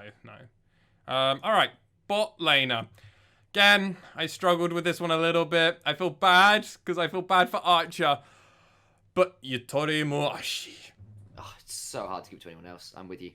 Oh. I did go for Archer though. Oh, did you? Oh. All right, explain yourself. Now I need to find out the games again. Okay, there was the game versus AXIZ. We talked about how Gaudiadu killed Archer to win that game. Well, that's because Archer was winning them the game at that point of E3. He was playing Varus, not, a lot of the other players have started picking up that kind of champion now as well. But he was just putting out so much damage in all of those different team fights there. The other game he had was against the Hawks, and I know we talked about the Hawks being a lesser team there, but he went 5-1-7 on the Misfortune. He played very well. He did overall. Like, I'm not going to go too deep into it because we do spend a lot of time talking about the secondary players, but like, there was a target on him, and there's a reason there was a target on him for the other teams. He died 3 times this week over 2 games. That is still a ridiculous KDA.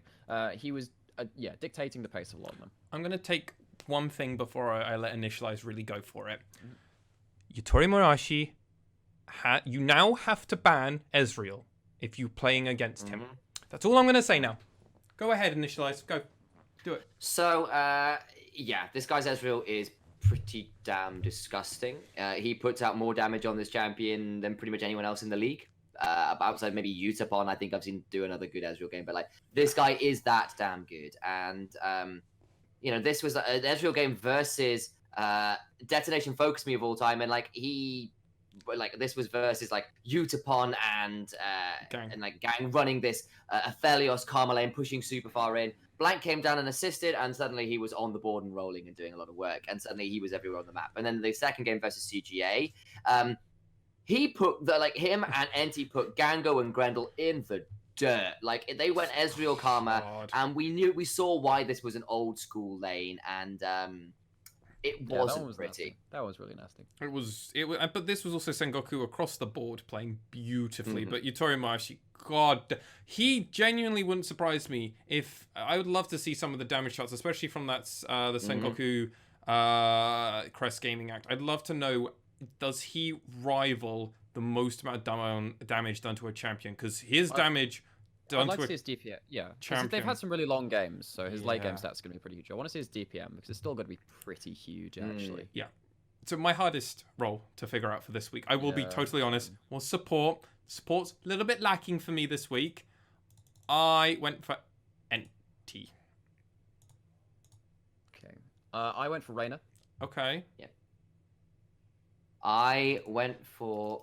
You went for Reyna as well. I'm just I did go for Reyna, yeah, thank you. Okay, so I almost put Reyna, as I did actually put. I always type my almosts out because I always like to give myself the benefit of the doubt. So at least my co-hosts somewhat agree with me. Somewhat. So my reasoning is, Yutori Muashi basically popped off. The thing is, an AD carry is only so good as their support sometimes. And this was Enti basically setting up Yutori Muashi for greatness in these 2 Ezreal games. I think he played an insane Morgana.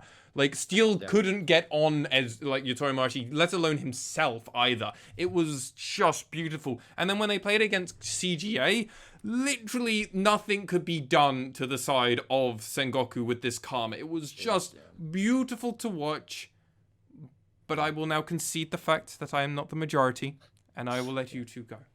No, I very nearly went for Enti as well. I think he's found his champion pool that he's started to get confident on. And it's not... I don't like picking an AD carry and a support from the same team. I did that this time in Archer and Reyna. I think that in team fights, they played immaculately. Reyna also had the Thresh game against the Hawks. Was a very good Thresh game. 2-0 in Thresh. This guy's Thresh just he had one game versus CGA way back. That was like CGA's like that was like their win streak breaking game where like him and Archer on Zaya just kind of took over the game. He had another similar kind of game versus the Hawks here. And then we talked about him on the Braum versus AXIZ just putting up the door. Yeah. For me, again, because I was struggling basically between Archer and Reina, who had a fantastic week, and Yutori Miyashi and Enti, who had a fantastic week. I went with Yutori Miyashi on one end, even though I was like, but Archer had this one stupidly good game. But I had to give it to Reina over Enti, mainly because of that V3 Hawks game where twice around the mid lane tier 1, him and Archer hard outplayed the whole team of the Hawks who were diving for them. Yeah. And the first one when they went on to Misfortune, his hooks, his flays, his lanterns were so amazing. And yeah, Archer outplayed it too. He did the sick one with Boogie. Yeah, it was so absurd. He got the lantern flash hooked, and it was like, oh my god, stop! All of this is porn. And then the second time around, he was like, it was just the most amazing stopwatch to prevent Tussle getting an execute on him and stuff. It was just like, I sat there and went, okay, I kind of see why V3 has this man on the roster, because that game was some quintessentially awesome Thresh play. Like, you suddenly understand why Thresh is like the most popular support champion in the game. Like, this guy played it so damn well and outplayed some pretty amazing stuff. And it's part of the reason why I very almost changed my vote to Archer as well, because I mean he played that game very well too. But you know, Reina, very good stuff. All right, so our players of the week, I picked Gariaru. What did you guys go for? I also picked Gariaru. Okay, so Sam, who did you pick? I went for Uinyan. Okay, so the solo laners of AXIZ are what we said. Yeah. And probably we're all on it for similar reasons. I imagine AXIZ, this was their breakout week. As we've said countless times before, this was them going 2-0, looked strong. And I mean, this is solo laners. I mean, I didn't put Eunyan, so he wasn't going to get it for me. But Gariaru, basically same kind of reason, I imagine. Yeah. And what I love about this is that in our pre-split predictions, my reasoning for putting AXIZ last was you kept your solo laners, which you go straight dead last for 2 splits. And now we're like, woo! I love being just kicked in the face. No, okay, not like don't. Oh my! No, I love like being like. I love being proved wrong in such decisive fashion like that. I love it kind of being, it's really good for You know what I also really like? We all somewhat agree. Yeah. I like that. Throughout all these picks, we've always kind of been on the same page, which is normally a good thing. We didn't talk about it before picking up players of the week. Oh no, we never do. We never do. And obviously there's something to be said about casting the games at the same time, but remember that half the time Sam wasn't there now, half the time I wasn't there. So we've had some games where we're not actually casting the same stuff, and we're largely the only constant is me. And that, you have to. I have to. You have to beat that. Can you smell what MaskedSwan is cooking? What the Swan is cooking? Yeah, it's because he's the rock of the LJL. Or am I just the bird? What the bird is cooking? The same amount of anyway. I know. Let's go to week 6. Let's just rip this off. We've got still another 2 more weeks to go through for players of the week. I suspect we might all have the same top laner. I think we've got all the same top laner. My top laner for this week, which it should be easy if you're questioning it and you got it wrong. Oh god, you guys got it wrong. You guys got it hella wrong. Oh, did we now? We went I went for Paz. Go on, tell the audience who you went for. I went for Ebby. I went for Ebby. You guys... No! God damn it! This was Paz's only week where he deserves it! I'm sorry, Paz, that sounds really condescending, but you deserved it Alright, I'm gonna fight this case. I am more than happy. Alright. Would my defendant, Paz, would like to give a notion to the court. Right. Paz fucking showreeled the fuck out of this. Oh my god, you could go on the whole hype train. Nah, game 1, arguably, was the Paz fucking show. His set ults was so clutch to the whole idea that Rascal Jester were basically knocked out of it. He basically was throwing Ninja into the backline of the rest of the team, and then the rest of the team can just go on them. His set was arguably the best set we've ever seen. And he died because, and that was the problem why they didn't get 2 perfect games. He died, but let me guess, he died 1 time, got the team an ace and went ended the game. That seems pretty fucking good in my eyes. Yeah. Game number 2, the Stomp match. That's everybody. I'm sorry, I can't actually defend him on that one. Everybody played phenomenally. Paz did play absurdly well on On. He had a perfect game, went 207, didn't die, making up for him not dying. He also basically dealt a shitload of damage.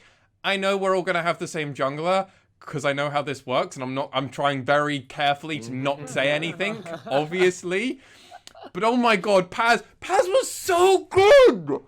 Oh, and he deserves it this week, but I will now concede the fact I'm not the majority. Sam, take it away, Sam. Go on, Sam. So I think my reason is like, I totally agree. That first game versus the Jesters, Paz's set was great. There was some fantastic team fight showstoppers. He's found his way to the backline a lot. It was really good stuff.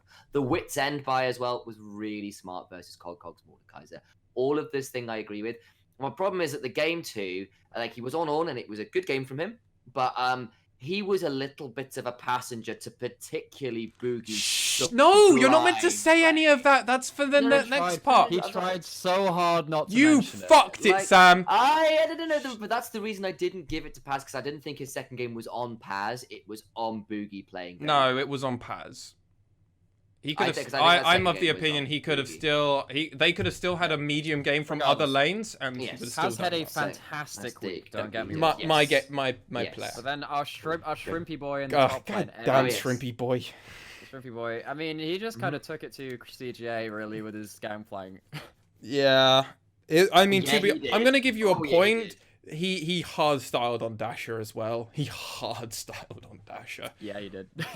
wasn't even it wasn't even cute. It was just kind of brutal. Silly. I wasn't casting that, but I remember looking at like I was on the Cheap going into town. I saw it on their thing. I was like, "What the fuck is that showstopper with Dragon Pit? Legit." It was that. And then it happened again like 2 minutes later. Oh my days! There was the 2 clean showstoppers around Fights of Dragon Pit where Ebby came in and destroyed all hopes the Hawks had. And his Wits End by versus the Mordekaiser as well. They were coming to try and kill him a lot, and they did get him 5 times. But every time Dasher was like desperately crawling away from set, it was like between 3 towers. They always traded. I think they always traded. They kill him, but it's like, but someone dies as well, and he's like, who's coming with the boss? And Dasher ended 2, 5, and 3, and I tell you why he ended 2, 5, and 3 is because he was made into the boss's little bitch. Like it was not clean. I was saying it's the it will never be the best set in the LJL because Ebby exists, and this man dumps anything. On the Discord, we were talking about like the DFM like bandwagon and stuff, and so like, well. Who's pulling the bandwagon? It's pretty much just Ebby standing there at level 1 with Facebreaker just going slowly moving the bandwagon along. Just vile. Just vile. And his Gangplank, I do want to concede, was really good. So yeah, it's really fucking good.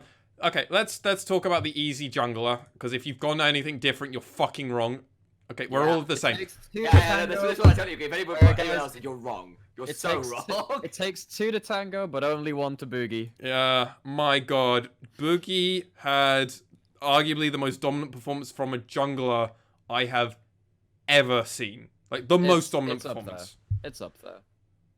Yeah. He had a deathless week. Deathless week. Played Gragas, so played an initiation jungler. Played pretty well. Then played Lee Sin and carried a game. I don't think I've ever seen a game carried harder by 1 player. Really, I'm struggling. So this was their week 6 game versus Burning Core. It's the last game of that week. Their we talked about it a little bit in the rundown, because like as much as we try and save that discussion if there's a particular player for like the point when we're talking about that player of the week, this was just so big. Like he was just and he didn't have a Yuumi like we said to help him out. It was just him and 1 blind monk. Yeah, it felt like he could not miss a Sonic Wave. He hit pretty much everything. It was kind of beautiful to watch, actually. He played that game so and he played it around different areas of the map too. It wasn't like running through 1 lane and kicking it while it was down. He got 2 kills in the top lane, came mid, got 2 kills and assist in mid lane. Like the guy just ran over. Yeah, and it's absurd the amount of momentum he gave to the team, and this is the week really that Boogie kind of V3 trusted in Boogie, and then when they trusted him in 1 week, they're like, Oh, no, it's the correct thing to do, 100%. Just that's... like, you know, you're talking about, like, putting a pin in for Rascal Jester at different points? This is where Boogie forcibly just takes a stake and just hammers it into the ground. Like, it was just beautiful. Okay, alright, on to... Mid laner. I hate this. I picked Arya. As did I. I also picked Arya. Oh. I did not. Oh. Really? Oh. I went Pyrian. Oh, I said sorry to Ace. Pyrian. Okay, interesting. I'm not saying sorry to anyone. Okay, go on. Pyrian. Interesting. I'm interested. So specifically his LeBlanc game versus the Hawks was really, really good because that game was looking really rough for a while for Sengoku Gaming, or it was getting a bit tight, and his LeBlanc late game was so good, man. And like that we was said, a game which Lexi and I cast, and he was very good. He was. And I just went because it was that point when I was like, is Pyrian kind of just a serviceable mid laner? This is the game where I went, no, this man is a really good mid laner. And the other one was like he had a Zoe game versus Galliardo's Yasuo. And once again, just looked really good. Fucking Yasuo is in the same camp as Akali in my eyes. Stop this shit. Anyway, no, I totally agree. Pyrian did have actually a really good week. Yeah. So, no, that's kind of just when you actually said it. I'll let the fan girl have a piece about Arya. Go on. Oh, welcome, dear congregation, to the Church of Arya. Today we'll be reading from the book of Kicking Ass. First off, he did lose against DFM, but we can't really fault them. It was tough. He went 0-2 this week. He went 0-2, and yet. And then I joined you. Like, legit, this guy is just such a hard carry. So I didn't get to cast that game versus DFM, so I did look it over again.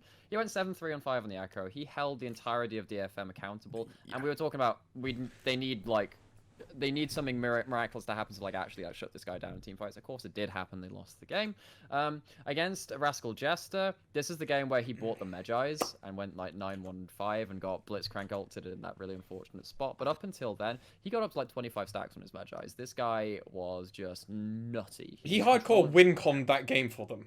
He did, right? This guy, whenever Arya plays, there is a significant chance he 1v9s. I can't think of many players which have had that at most points in their history, actually. Boogie. But the entirety of this split. Boogie, but then half of his games, he's kind of been whatever. I right? don't know. I'm looking forward in our playoff talks to discuss that point. Yeah. There's something to talk about there. Yeah, sure. I'm super looking forward to talking to that about you. I think that partly because of the champions he picks, he gives himself more tools to carry with. Whereas sometimes Boogie's like playing Skarner, and it's like, what do I do? Except go like snip, like that's kind of it. Whereas like Arya picks up. Anyway, Arya picks up the Silas in the second game versus Rascal Jester, and like every game seems to be focused on him. You're not wrong. Everyone like Hachimacha in the Rascal Jester game knew he had to hard game. Never got it. Never had a chance. And this is Sejuani. Like, come 6, Sejuani should be able to kill Asilas. No, couldn't do shit. This is an Azir Sejuani lane, right? Come 6, there is kill pressure on Silas. There is legitimate kill pressure. Couldn't do it once to save their life. And this is Rascal Jester that next week, in literally the day after, then go and stomp Sengoku. So yeah, and like I very nearly gave to Arya. I think is a completely valid choice here. That even like one of the few times you could say, even in a 0-2 week, this guy deserves an MVP. Like he was really, really good. Like I totally get it. I kind of didn't in the end, just because there were some late game brain farts that cost them both games, and one of them was really unlucky. I grant you, it was an overchase. But the what versus DFM, his 3 deaths were all kind of ones where it's like, oh, that was dumb, and that kind of pulled it away from me. But like, I don't know, he's just so good. Like flat out, this man is so really good. That's fair. Let's go on to our bot laners. I picked Yutori Muashi. So did I. What a surprise! Make that 3. Interesting. So I did say a little bit of sorry for Archer and Yutapong. They did have a pretty good week, but part of that was just due to the Boogie hype trainers we've already talked about, and Yutapong played well. Yeah, Yutori Muashi, 10-0-3 back-to-back on Senna.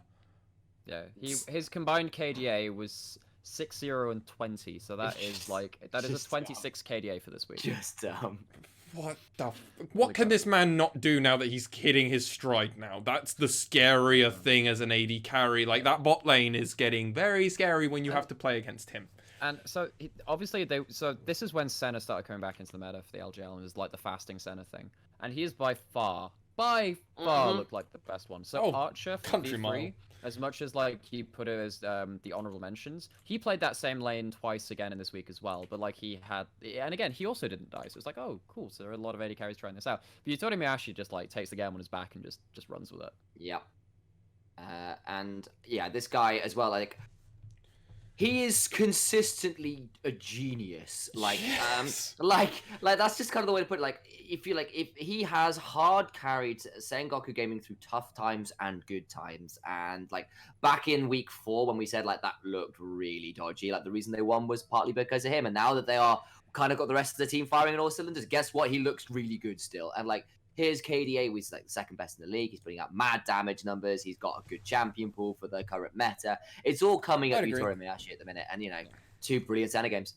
It was truly, truly brilliant. Almost some would say outrageous. We're back there again. Support of the week, sorry, Reina, is NT.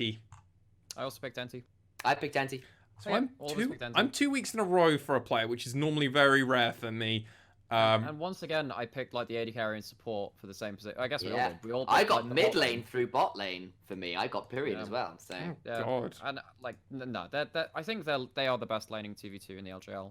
I think no one can really contest that right now. We see that in the next week as well. Actually, they just put some people in the dumpster, man. And they're doing this on a lane which isn't really meant to win lane. Like Senatom Kench is meant to survive, and we saw some duos kind of get a bit pushed in. These guys just win. Oh yeah, they were solo killing in the 2v2. You're not meant to do that against Aphelios and Taric or Aphelios and Thresh. And they're just like, nah, we can take them. We fucking got it, mate. And like, NT's one of the few people who've like kind of put a lot of time into the mage support as well. And like, that's quite a scary thing. Like, he's the guy who brought out the Rumble support and looked pretty good at it too, right? Like, he has this, and his Morgana's also look really good too. Yeah, and his Morgana's good. So he does have these ways, because when you're seeing people who are going to pick up, like, Pooh picked up the Braum. How do you punish a Braum? I said, well, let's pick up some range supports, or Tahm Kench. How do you punish Tahm Kench? Like, I am willing to pick things like Morgana and Karma and Rumble into you guys and make you suffer. And like, kudos to them. They made it really work. Yeah, and I mean, this is playing Tahm Kench carry support. So, like, this is air quotations, carry support. He knows what to do when he gets gold as well, and he can last hit. Like, this is a role. This is something, obviously, he's a professional player. You expect this, but he's doing it really well and arguably better than anybody else, which... It's definitely amongst, like, the top tier 3 in that. Oh, yeah. 100%. Right. Player of the week is going to be easy as F, because it's going to to be Boogie, and if you picked anyone else, you're wrong. Good. I'm glad that was the easiest player of the week that we've ever had, because my God, Boogie deserves it. Yes, we have another chapel built to Boogie. We've got like one for Aria, one for Boogie now. I mean, you built a chapel. 10-0-9 that week. 10-0-9. You built a chapel for them. I did. I have a shrine to Ari, and like as soon as it's gonna be Aria. Oh God. I'm just slowly working my way over. It was top laner of week 7, please. I'm not doing this. No. You know when you were talking about how you thought Paz only had 1 week where he was really good? Yeah. So I voted Paz this week. Guess what? I may be joining him in the inversion. You guys are fucking wrong. Oh my God. Okay, so I picked Ebby, and the other 2 idiots picked Paz, and they got their weeks wrong. I'm pretty sure I'm going to give them the benefit of the doubt.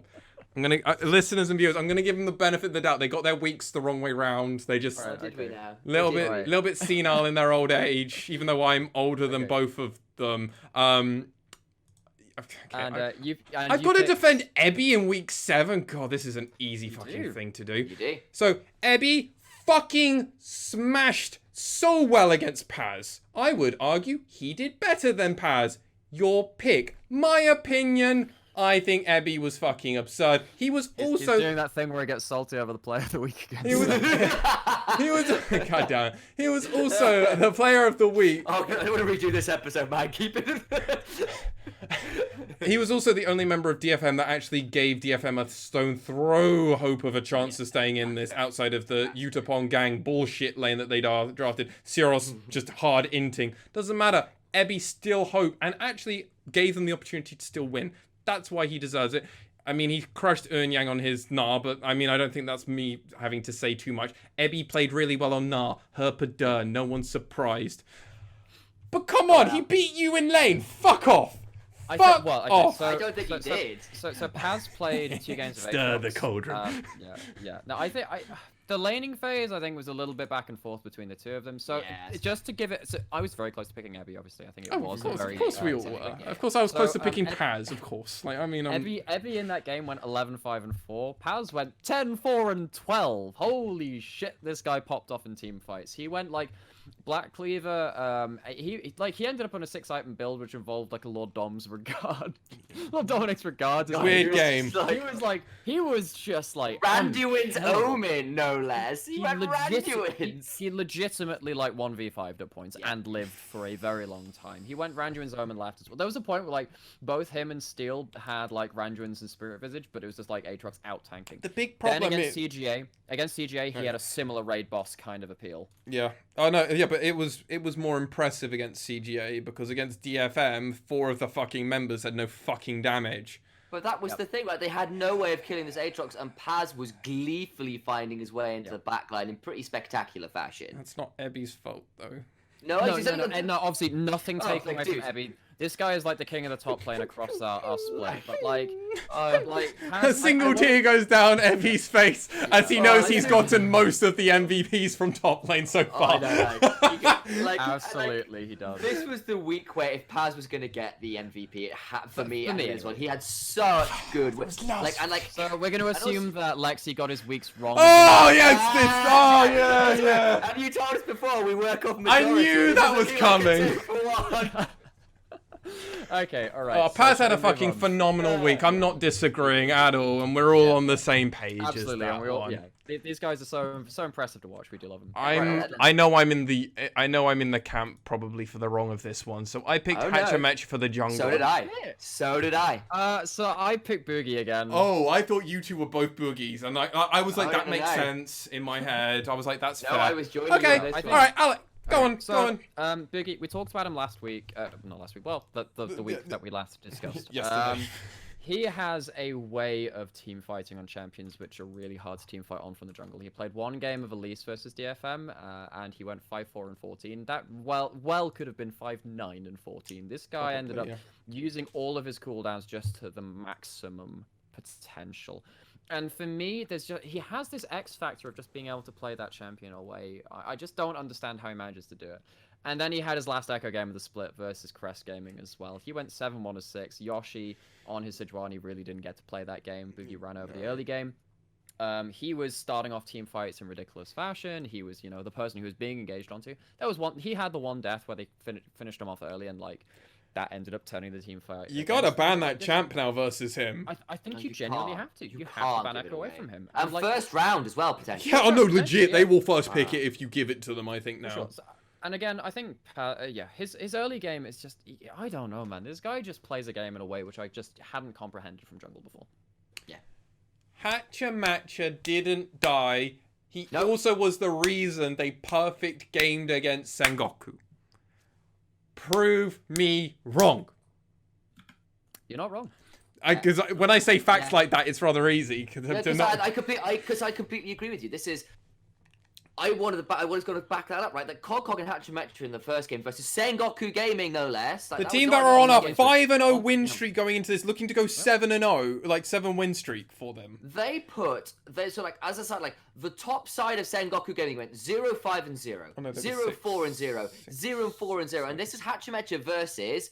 Blank was on Elise, Pyrium was on Pantheon, and Hatchamatcha on against managed to find a way versus that kind of level of early pressure to be at everywhere that Blank was and turn it around. His early pathing and his early counter ganking was sublime, and he put that top side of the map in the dirt. They were 6 feet deep by 10 minutes. I do want to say for my voting criteria, this is all opinion based, obviously. Yeah.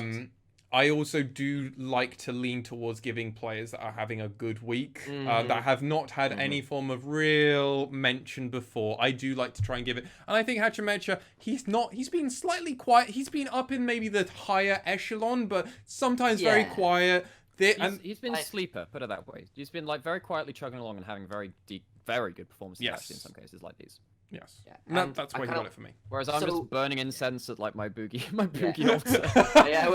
I think we've all been there a fair few times. We all visit that quite a lot, alongside the Church of Ari. We're all there, and then there's like that one. Somewhere we're grilling shrimp alongside for. That's a 24-hour thing. That don't stop. That's and like you got it's like you've never heard of it before, but it's like Donna shrimp. Yeah. Like everybody knows where to go for it because it's in every kebab shop. But I kind of, for me, there's also an element like Lexi's got a very reasonable point in terms of his like context there. But for me as well, there's what I also look to is like the context of the week. The Jesters needed these wins in a way that very few other teams did, and this was kind of Hachimecha in the clutch. Yeah, this was a week where Rascal Jesters, if they went 0-2, might have been in tiebreakers and could have not made it. Went deathless, found his way into like both early games, ran over a lot of people, was counter gonking everyone. Tussle got a hold of his Elise in the Hawks game, and we'd seen when the Hawks had looked good. It was on the back of Tussle and Ramone being on a lot of early pressure picks, and Hatcher made Tussle's Elite look pretty useless. He did the same thing to Blank's Elise, who had gone 4-0 the week, but like 2 weeks ago and run over DFM with that pick. That was in the clutch with the narrative of Jesters having their backs in a difficult position, coming together to get 2 wins versus particularly Sengoku being a tricky one, and then perfect gaming them practically nice. There was a Drake and a Herald that went across.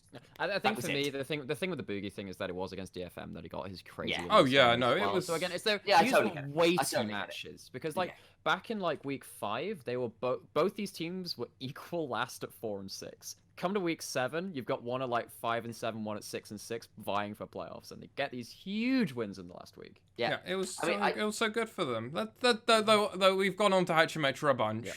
Let's go on to our next player. Sorry, but I'm just time sensitive. Yeah, no, that's totally fair. Mid laner for me was Ninja. Oh my god, across the board? How did you guys actually do that? I thought I was being fucking insane with pulling that one. You know why that is? It's because Ninja played really well. Really well. Yeah, he did. Really well. He's a guy who I would have put as one of my lowest mid laners in like power rankings throughout the split. I would have been like, okay. I remember when like we saw like AXIZ's Jinx Lysandra combo where Gaudiado was popping off on that. Yeah. Nessus came out and Ninja was like, not really the best Lysandra. This week, Ninja just went off, man. He's set. Oh my god! You know when we were talking about how Pyrian like had that one LeBlanc game? It's like, is he an okay mid laner or a good laner? This guy's a good mid laner. And then Set comes in versus his Pantheon. He hands it off to him, goes 3-0-5, and just takes over the game from the mid lane alongside Hachimecha. His ult was so good. This was so good. Like Ninja versus the Hawks was the one. So the reason that this is what sold it to me. I think it's what you were about to go on was the Ninja versus Tussle on Elise, Ramone on Cassiopeia, and I think was it Dasher turning up as well on the Aatrox in a 1v3, gets a solo kill onto Ramone and walks away without blowing any summoners. I was like, he doesn't take a skill shot. He doesn't blow a summoner. He kills Ramone with his ult, and it was so good. He just outplays the fuck out. It's like, you dare approach me. Could not beat the shit out of him with Dark Spheres if they didn't, and glad he did. It was just a week for Ninja, and I mean, arguably a week for the Jesters, to a degree. Yeah. Okay, I think I'm definitely not getting joined on this one.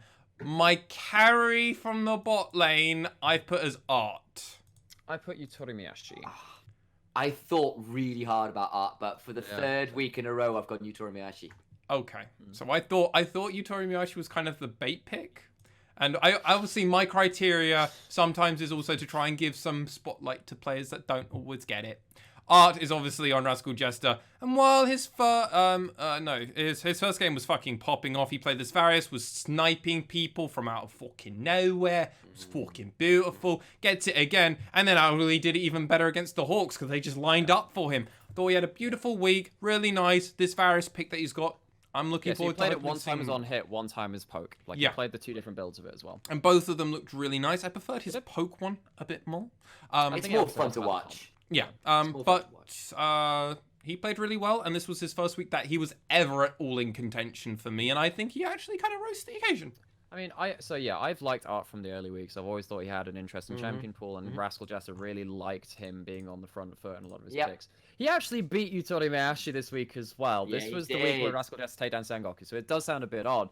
Untitled was like the one guy who was doing okay versus the Jesters in this perfect game. Like I know we said that as a caveat for some of the other players beforehand, like Ebi versus Sengoku and all this stuff when he was playing the Mordekaiser. Untitled when they kind of came off that loss and played Burning Core, maybe had the best 2v2 we've seen in the LJL. He picked up the aphelios with alongside Thresh and Enti.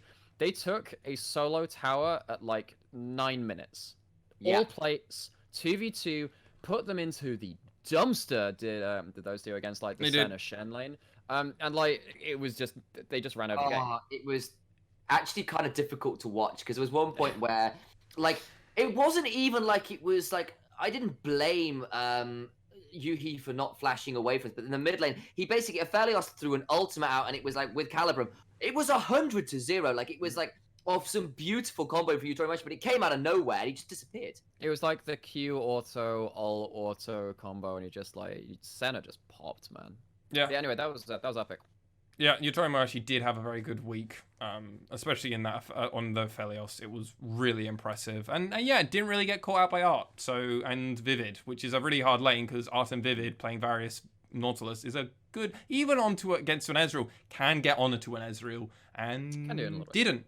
So especially when it was versus a double TP and a Rek'Sai who have destroyed the top side of your map. So the rest of your map is on fire. Oh yeah. He's on damage control at that point. And you've got 2 very angry bot laners who are like really looking to punish the 2 of you. And there's like, okay, I've got all these people who want my hide, and did manage to play it out pretty well. Yeah. Don't make the joke. Don't make the joke about hide. Support I know. of the week. Corporal. Okay. I put Reyna. I've gone for Gang. Okay, so so we're all different. Okay, I thought I was being the fucking edgelord and picking Corporal. All right, let me explain why I picked Corporal, because this sounds fucking biased as fuck, but all right. So, 1, his Yuumi, fucking clutch. Fucking prove me wrong, but I think he was fucking integral for the whole idea of them even having a remote chance to even try and stand up to DFM. Yes, this is the fastest game. He didn't die. I know what Nymaera is thinking. He's on a Yuumi. He can't die. He's not meant to die. That's for some reason my impression of you. I don't know why. I think that's just my high-pitched voice that I generically do anyway. But his Nami. God. Nautilus. It's Nautilus, thank you. I knew it began with an N. I got you. His Nautilus. Oh my god. Yoshi couldn't come into gank unless Corporal said he could. And that was a very much a hide. You know how you're a fucking insane AD carry? Let me set it up for you, buddy. Let me set it up for you. And oh my god, Hyde had some of the best MF ults of the whole. Oh, that game was crazy. That Split. game in particular, Hyde was. Yeah. But AD carry in my eyes is only as half as good as their support, and Corporal fucking turned up. Unless it's Torimayashi though, that guy's. Detroit, yeah, just Torimayashi. Right, so I guess I'll do my thing next. Yeah, you go next. Okay, so he played a game of Tahm Kench and a game of Nautilus. The Tahm Kench game versus DFM. Pretty much every single fight, Utapon was ulting Archer. Reyna devoured every single one of them. He was the peel support this time. It kept his carries alive a lot longer. He built really well for that game. He ended up being really supportive towards his AD carry. He was just, he just did Tahm Kench pretty well. He did Tahm Kench things. But it's more importantly against like a Senna Nautilus catch lane with a huge all-in from Galio and stuff like that. The other game, he was on the Nautilus, and this was a game where Archer and Reyna had some really cool 2v2s versus Gang and Rebel. There was like a level 2 one where it didn't work out so well, but ever since then, after that, they got the better of the 2v2. Grendel went 0-5, which I admit is Grendel. He does. But I think that the 2v2 between Archer and Reyna, largely off of the hooks and dredge lines that were landing, were really good for them. I went for Gang. He played 2 Senna games. And he looked really good on that champion because he's stepping into a role where he's then the carry, if you know what I mean. Because it was Utapon, the first game it was Utapon on the Nautilus who went for the AP Nautilus. Gang was on this Senna. Because fuck it. And Gang were Utapon, Gang played the early mid game really well. He saved Seros' hide a number of times when he was getting caught out. He was the one who kind of brought them back into the game for a little bit alongside Ebby. Problem was effectively Gang hit this point where he is struggling to do anything to this Aatrox who's just healing up every little bit of damage he does. He's got the time cage in the way. It's not a great pretty tanky, hard to get through. So it was a difficult game for him. But him and Ebby played that game really, really well. Yeah, true.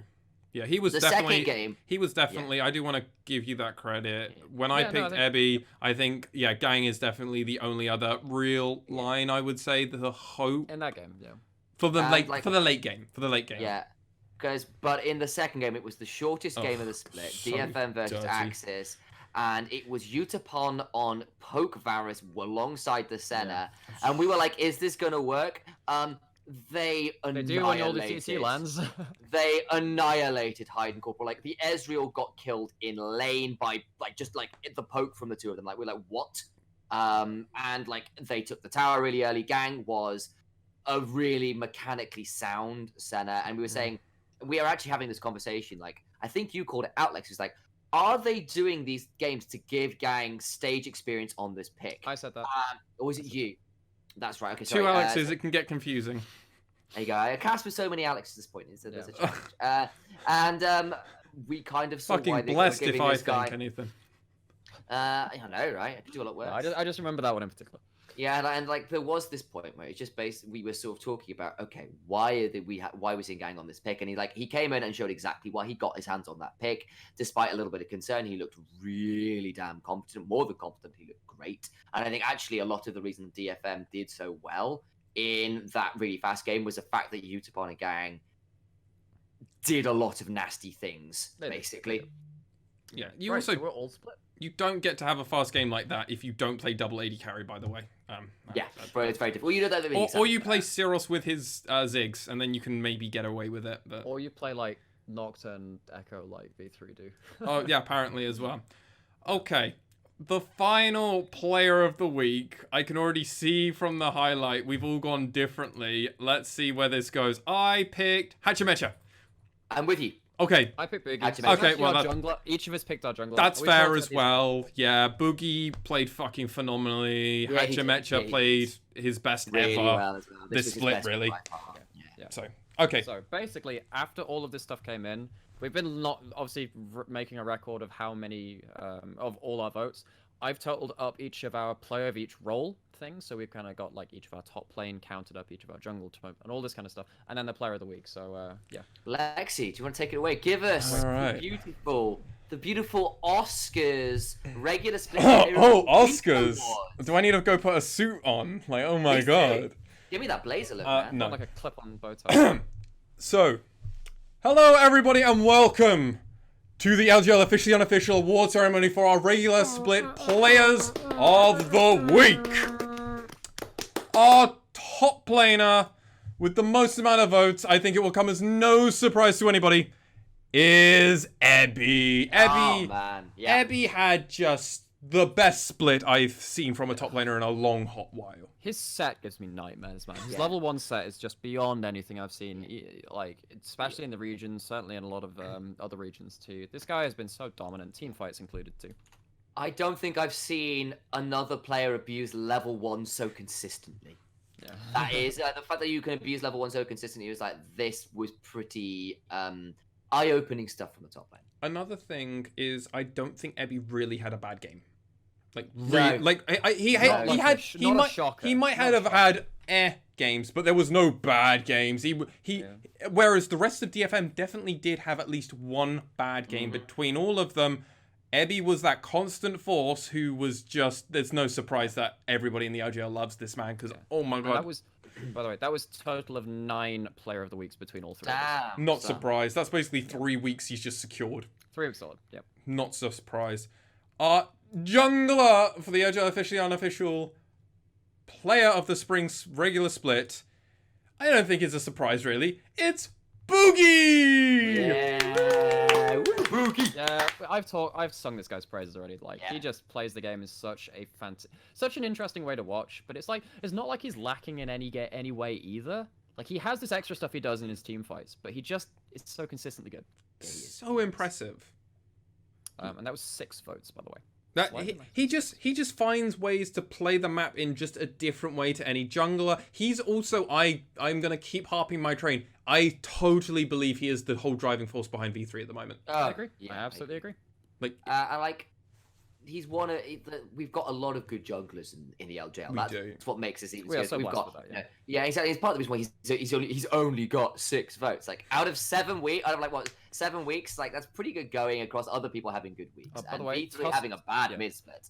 Tussle and Steel are tied at 4 votes, so not too far behind. But that's still impressive though by Boogie getting that as well. And I mean the thing is, we saw Hachimetra the last week had a pretty good week, so very competitive. But congratulations to Boogie.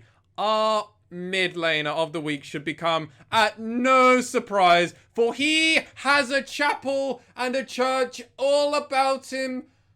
Arya is our mid laner. Similarly, 9 votes between us for that as well, so matching Ebby on that. Yeah, he was. There have been few mid laners in the LJL who have ever come close to this kind of mechanical prowess this man has shown. Even when the rest of his team has been little more than a corpse for him to drag, he has found ways, means, and champions to pull his team over the line, and it's been pretty inspiring to watch. And the thing for me is that he did do it on so many different champions as well. Like he's had his standout games on his LeBlanc and all the other stuff, but like picking out shit like Silas and Azir and all the other stuff, like making everything work pretty much. Yeah, crazy. Arya played beautifully, and honestly, congratulations to him. Our bot lane carry, I think, is going to slightly surprise people from how the first few weeks went. But congratulations to Initia1ise! Well done. Now that's definitely probably a bit of pickup over these last few weeks. I would not be surprised. He came first with 9. Utapon came second with 6. See, Utapon was where I was wondering. Yeah, these last few weeks helped Initia1ise a lot. Yeah, big time. And like, it's telling that it's Initia1ise and Utapon fighting for that spot. These guys have been so good for so long, and we were talking way back in our first episode. Are these guys going to fall down the rankings with all this fresh blood coming in? And the answer apparently, Mango, Archer, Honey, even before he started. Yeah. We're still really good. Yes. And, the answer is no. Absolutely. They're still really good. Nah, there's the reason they've been running the LJL when it comes to the bot lane carry role for a long minute, and yeah, they're still just that good. Our 5th and final role, when it comes to picking up role when you start that game of League of Legends, is support. And our support of the week is Gang.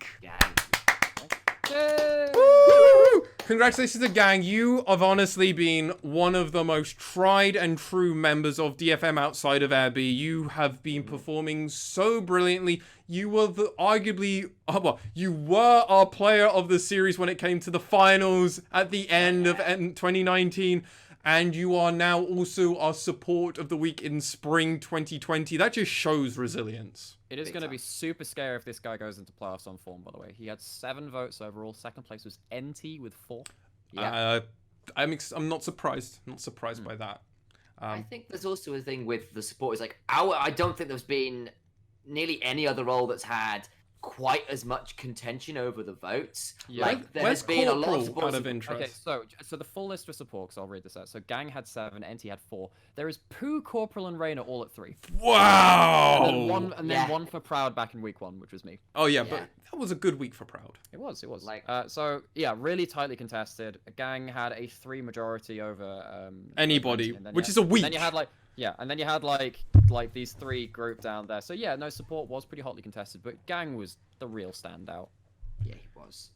And like, he's played it on a lot of different champions, looking really, really good. And it helps, of course, that DFM 2 have looked good. But, you know, there's been some pretty stellar stuff from him across the split. Yeah. Okay. So the most exciting one. Our overall Player of the regular split awards. This is not something that me or Sam know. No, we don't. I'm gonna do this blind. Okay, so I got it. I'm not saying it. Congratulations to Boogie! Honorable mention Aryan Siros! Wow! Well done, Boogie! Oh my god, the jungle is yours and you alone control it. Commiserations though to Arya, who has their church, who is now probably constantly booing us, and Siros, who I imagine was probably up there, especially for their first few weeks. Yeah, Well, so the thing is that this is just taking like the overall player of the week, right? So, you know, sometimes they're a really hotly contested week, but these are like the out-and-out winners of each week. And so if you had one really good week and we all voted for you, you would have been up there. So Boogie had 4 votes overall. Wow. Seros and Arya, 3. Oh my days. So, it's just absolutely insane. There are a couple, like the whole list for player of the week kind of stretches down there. Like Hoglet, Gadiadio, and Hatchmetro were on 2, and we had a load of people on 1 as well. This was really tight, which is why I love this split of LJL. It's just like there have been some out-and-out moments from players where we're like, so what we're saying is week 6 was really good for Boogie. Yeah, absolutely was. It absolutely was. And you know, sometimes you need that star power kind of week to just run away and just say like, look at me, right? and I think it also shows there is this discussion when a team that is like, if you look, so a really good example, if you look over at the LCK and you look at their, or like splits past, when you looked at the MVP points, teams that are really good steal points away from each other. And it's like, whereas teams that are kind of struggling are relying on one person. So Teddy back on Jin Air Greenwing is a great example. Okay. He was way up the rankings because when Jin Air won, it was because that man was doing scary things. And I think for V3, when they were good, it's been Boogie. When they were bad, it was Boogie. When they've turned it around and everyone else is now playing really well, it's still down Boogie. You know what's a really good anecdote from the LCK thing as well? Before Duke went to the Season 6 winning Worlds lineup for SKT, he was on Narjin in Season 5. I think actually every game that Narjin won that season by like 2, he got the MVP. So he got the he had like ridiculous points, man. That is insane to think. Yeah. Congratulations to all our players. Boogie, who takes both the jungler and regular MVP as well. So congratulations to him. We don't have anything at the moment to send to the players, but if we ever come into some form of money, we will definitely try and give some form of token or something. We can make a nicely worded tweet. That's definitely getting made, 100%. When we release this podcast, I suspect there will be a very, very officious and important tweet that will go out tagging all these players and their remarkable contributions and skills within the league. Oh, yeah. And we will also give the honourable mention to Arya and Siros in that tweet as well, because they totally deserve it. But that, dear listener and viewer, actually is where we will end this episode today. We have covered every single week of the LJL. We have brought it and covered it. Every single game of the LJL is available on our YouTube channel. Even if it's in a broken form, you can still watch it. It's all up there. It is actually all up there. I've made sure. Shout out to week 2. Shout out to week 2. Oh, God, week 2. That was a hard time. Tech problems. Week 1 also had tech problems that you guys weren't aware of. God. Yeah. Week 2 was definitely our worst technical week. Well, we had a storm. We had like an actual storm which like kept us out of London. Yes, and then you also have me. You have me literally edited myself into the thing to explain to people why it's so bad, and it's just the whole thing. But I want to remind everybody, we over here at the LJL Officially Unofficial have no affiliation with Riot Games or League of Legends, the people that create League of Legends at all. We do everything here off of our own little backs. The community support from the VLC and the professionals over in the LJL and any of the fans over in the LJL has honestly been slightly overwhelming during this spring split, and we can't wait to actually see more of you join us. And also just in general, it's just been incredible. We expected when we started this to basically to be a blip and to no one take us at all interest or seriously outside of maybe a few of our personal friends. Honestly, getting some people watching our stuff, it's really pretty cool, touching, honestly. It is, yeah.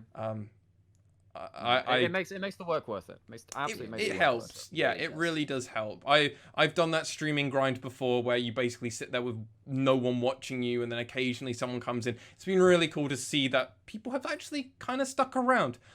If you are interested in joining us, you can either follow us on our Twitter. All these links are going to be in the show notes, or you can find us under our Discord. Again, hit that show note or go over to our Twitch, and it's underneath our banner there. Everything is also linked normally in our Twitter on a somewhat regular basis. Our current pinned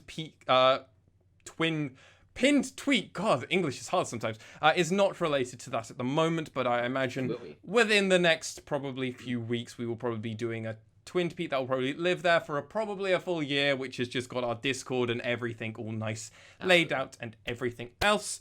Our Discord is fully available. We actually regularly get pretty people good on there, talking at least a few messages. I'm very active on there. I'm very active on there. So, but I'm still number one in the leaderboard at the moment. Wait, really? Oh yeah, I'm still winning it. I need to message more.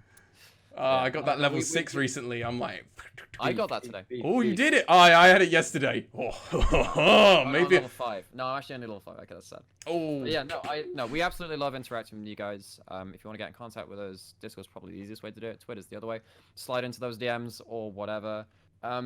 Yeah, it has been a really cool time. If anybody has any ideas of content they are interested in seeing as well from us, please do get in contact, from criticism to ways that we can improve everything that we bring over to you, from potentially everything you see around you from here to anything underneath to literally how the casts go. Feedback is always appreciated. I'm brand new to producing, so like any and everything is appreciated. And Sam and I started casting like end of last year. The first things we cast were like the semi-finals, and we did that off air because we didn't know how it would go. So we are very new to our art as well. So yeah, it's honestly so any and all feedback is appreciated. You can find this podcast on all major streaming platforms, from YouTube and everything else. I only don't do SoundCloud because I'd have to pay for that just for SoundCloud, so I'm not going to pay for that. If you really want it, we might be willing to start. We're more than willing, actually, rather, to start a Patreon so we can start funding that. But we're already paying a fair few things off of our own back already. And the last thing I want to add is a $5.99 for SoundCloud for a SoundCloud account I'm not going to use on a regular basis. Yeah. Just being honest with you all, very clairvoyant with everything. I'm not interested in paying that. I'm not. Yeah, Also, I think just an extra little thing to add as well, just in terms of getting in contact with us, is if you have been following the LJL as well and you have your own opinions and you want to have them heard and you think you have what it takes to be on the podcast or whatever, we'd love to talk to you. It doesn't obviously no promises there, but we at some point we'd love to get guests on here as well. Break up things a little bit. Get in contact with us in all the other ways before. We are open to that in case you were worried about asking us. We love to make content, so come join us. Yeah. I mean, come the split season, once everything is all finished, we're going to have more free time, especially also once it comes to the end of the summer split and off-season begins. Obviously, we'll be talking free agents, and we'll be probably trying to get in contact with people in the teams, and I'm going to have to put a journalistic hat, God, weird times, to vaguely try and get in contact and see what's happening and try and give you that juicy gossip for the podcast. But obviously, if you are interested in coming on, as Nymaera said, get in contact. We have to vet everybody for obvious reasons. Absolutely, no promises, but yeah. Because we all have to agree, and everything currently, I'm more than happy to say this on podcast, everything we do here is unanimous. We all have, it has to be in 2-for-1 majority at minimum. Normally, it has to always be unanimous. Oh, no, if it's like 2-to-1, we still have to discuss it, right? Yes. Yeah, it has to be like a weak 2-to-1 where it's like, okay, I can understand. Yeah. Yeah. And normally the person that's the one has to be willing to concede the fact. Yeah. It can't, if they're strong about it, it will get deadlocked, and we normally have to just cancel it. We have had that. We have had that. Yeah. Yep.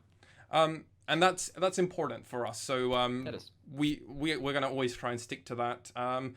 We all also Initia1ise and Nymaera have been casting on the side of this, so I want to give a quick plug for that. Those guys have been working very hard on the side. So have you. No. This isn't about me at the moment. This is about you two idiots right now. I can do my spiel at the end, rather off in 2 seconds. Yeah, so solo for me, not actually casting with Sam. I've been casting over for the Newell, which is the UK university scene. I do that every other Wednesday. I'll be doing it this Wednesday, which will be what date will that be? That will be the 18th, and I'll be casting some of the playoffs for the Swiss bracket. Been doing that for a couple of things. Come flame me there in a different kind of format. Also been casting with Sam over at some other stuff too. Yeah, and I've been doing a lot the same. I've been doing a little bit fairly heavily over with the Valence League stuff, which has been really good fun. Casting a lot of their Group D, which has been a bloodbath of great joy to cast. Like all silver and gold players. So great stuff, great fun. And like I've no different than a CGA game. Yeah, indeed. We've been joined by Demo and my brother here as well. It's been good stuff. So yeah. I've been casting. I'm just gonna leave it at that. It's not League of Legends related, so I'm just gonna. No, you can I'll just leave it at that. It's been busy, but there's a lot of stuff for all of us to do over here when it comes to casting. It's really been phenomenal. The journey over the last 3 months that we've all been taken.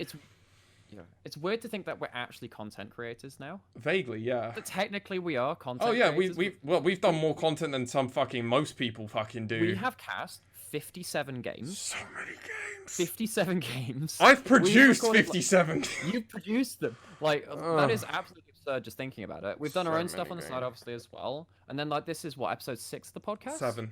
6. No, 6. Episode 6, yeah. And each of these go on for like an hour, hour and a half to 2 hours, 2.5 hours. 2 hours 40 minutes so far. Damn.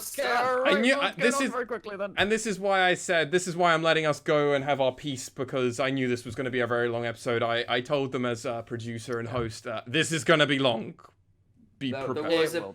We had to cover 3 weeks. Yeah, and there was a pre-podcast meeting where we were all having very frank discussions about like, okay, what's even going in this episode? This? No way. This? Sure, but we do it this way. And we've managed it. It's been great. We've had a lot of fun. We're kind of rambling at the end, though. Oh, we are. I do want to hand it over to you, Nymaera and Initia1ise, for any closing thoughts before I do the very quick run out where I almost try and become a rap god for a brief 30 seconds. Okay. Well, because you started off at the beginning, I'll start off now, Sam. It's been a crazy fucking journey, to be honest. Like, I try not to swear too much on the podcast, try and keep it a little bit PG-13, but what the hell? It's been crazy. I've been enjoying every second of it. Might be a stretch, but it's been a really good experience just in terms of working with these guys, because even though we do love each other, spending an inordinate amount of time with each other does end up some friction every now and then, but it's been absolutely worth it on that end. I love these guys, love doing the content, and it'd be great to hear some opinions on it. Like we said, we've been through that whole spiel before. Playoffs is coming soon. It's gonna be crazy. We're gonna do another kind of batch of stuff around that, and yeah, see you then. I think we've covered most of it. Playoffs are coming. Get hyped. I'll see you there. Playoffs are indeed coming. We will be going very soon. We will have our second podcast episode actually going all around playoffs. That will be being recorded very shortly, actually over the next few days, and then we will be releasing that on our standard Thursdays, trying to go back onto schedule. We will also be going live and casting on the 21st, casting that first playoff game. It makes very total sense. We will please follow our Twitter and in Discord and all those other social medias. Our individual will normally retweet when we do go live, so please do keep somewhat of interest. If you're also, you can also follow us on God, I can't do rap god if I'm just saying every other word incorrectly. You can go over onto our Twitch and you can hit that bell icon to get a notification and an email if you are so much interested, as well as everything going on our YouTube channel in due course. Also, if you come to content, if you are interested, we are trying to start doing our Instagram as well. So if you've got any ideas for stuff you'd like to see over there, we would be more than happy to have feedback in regards to that. But I have been Alex, otherwise known as Lexi. I go by MaskedSwan on the internet. I've of course been joined by the courageous Nymaera in solo queue, otherwise known as Alex Hapgood, and the amiable. God, I forgot the word. Amiable. See, I'm so amiable. I'll let that slide. I'm not going to be upset that you forgot my adjective. Okay. It's a lot of words to try and remember. The amiable Sam Hapgood, otherwise known as Initia1ise. We are the LJL Officially Unofficial. Thank you so much for watching, or listening rather, and we will be in your ears very, very soon. Batteries not included. Terms and conditions apply.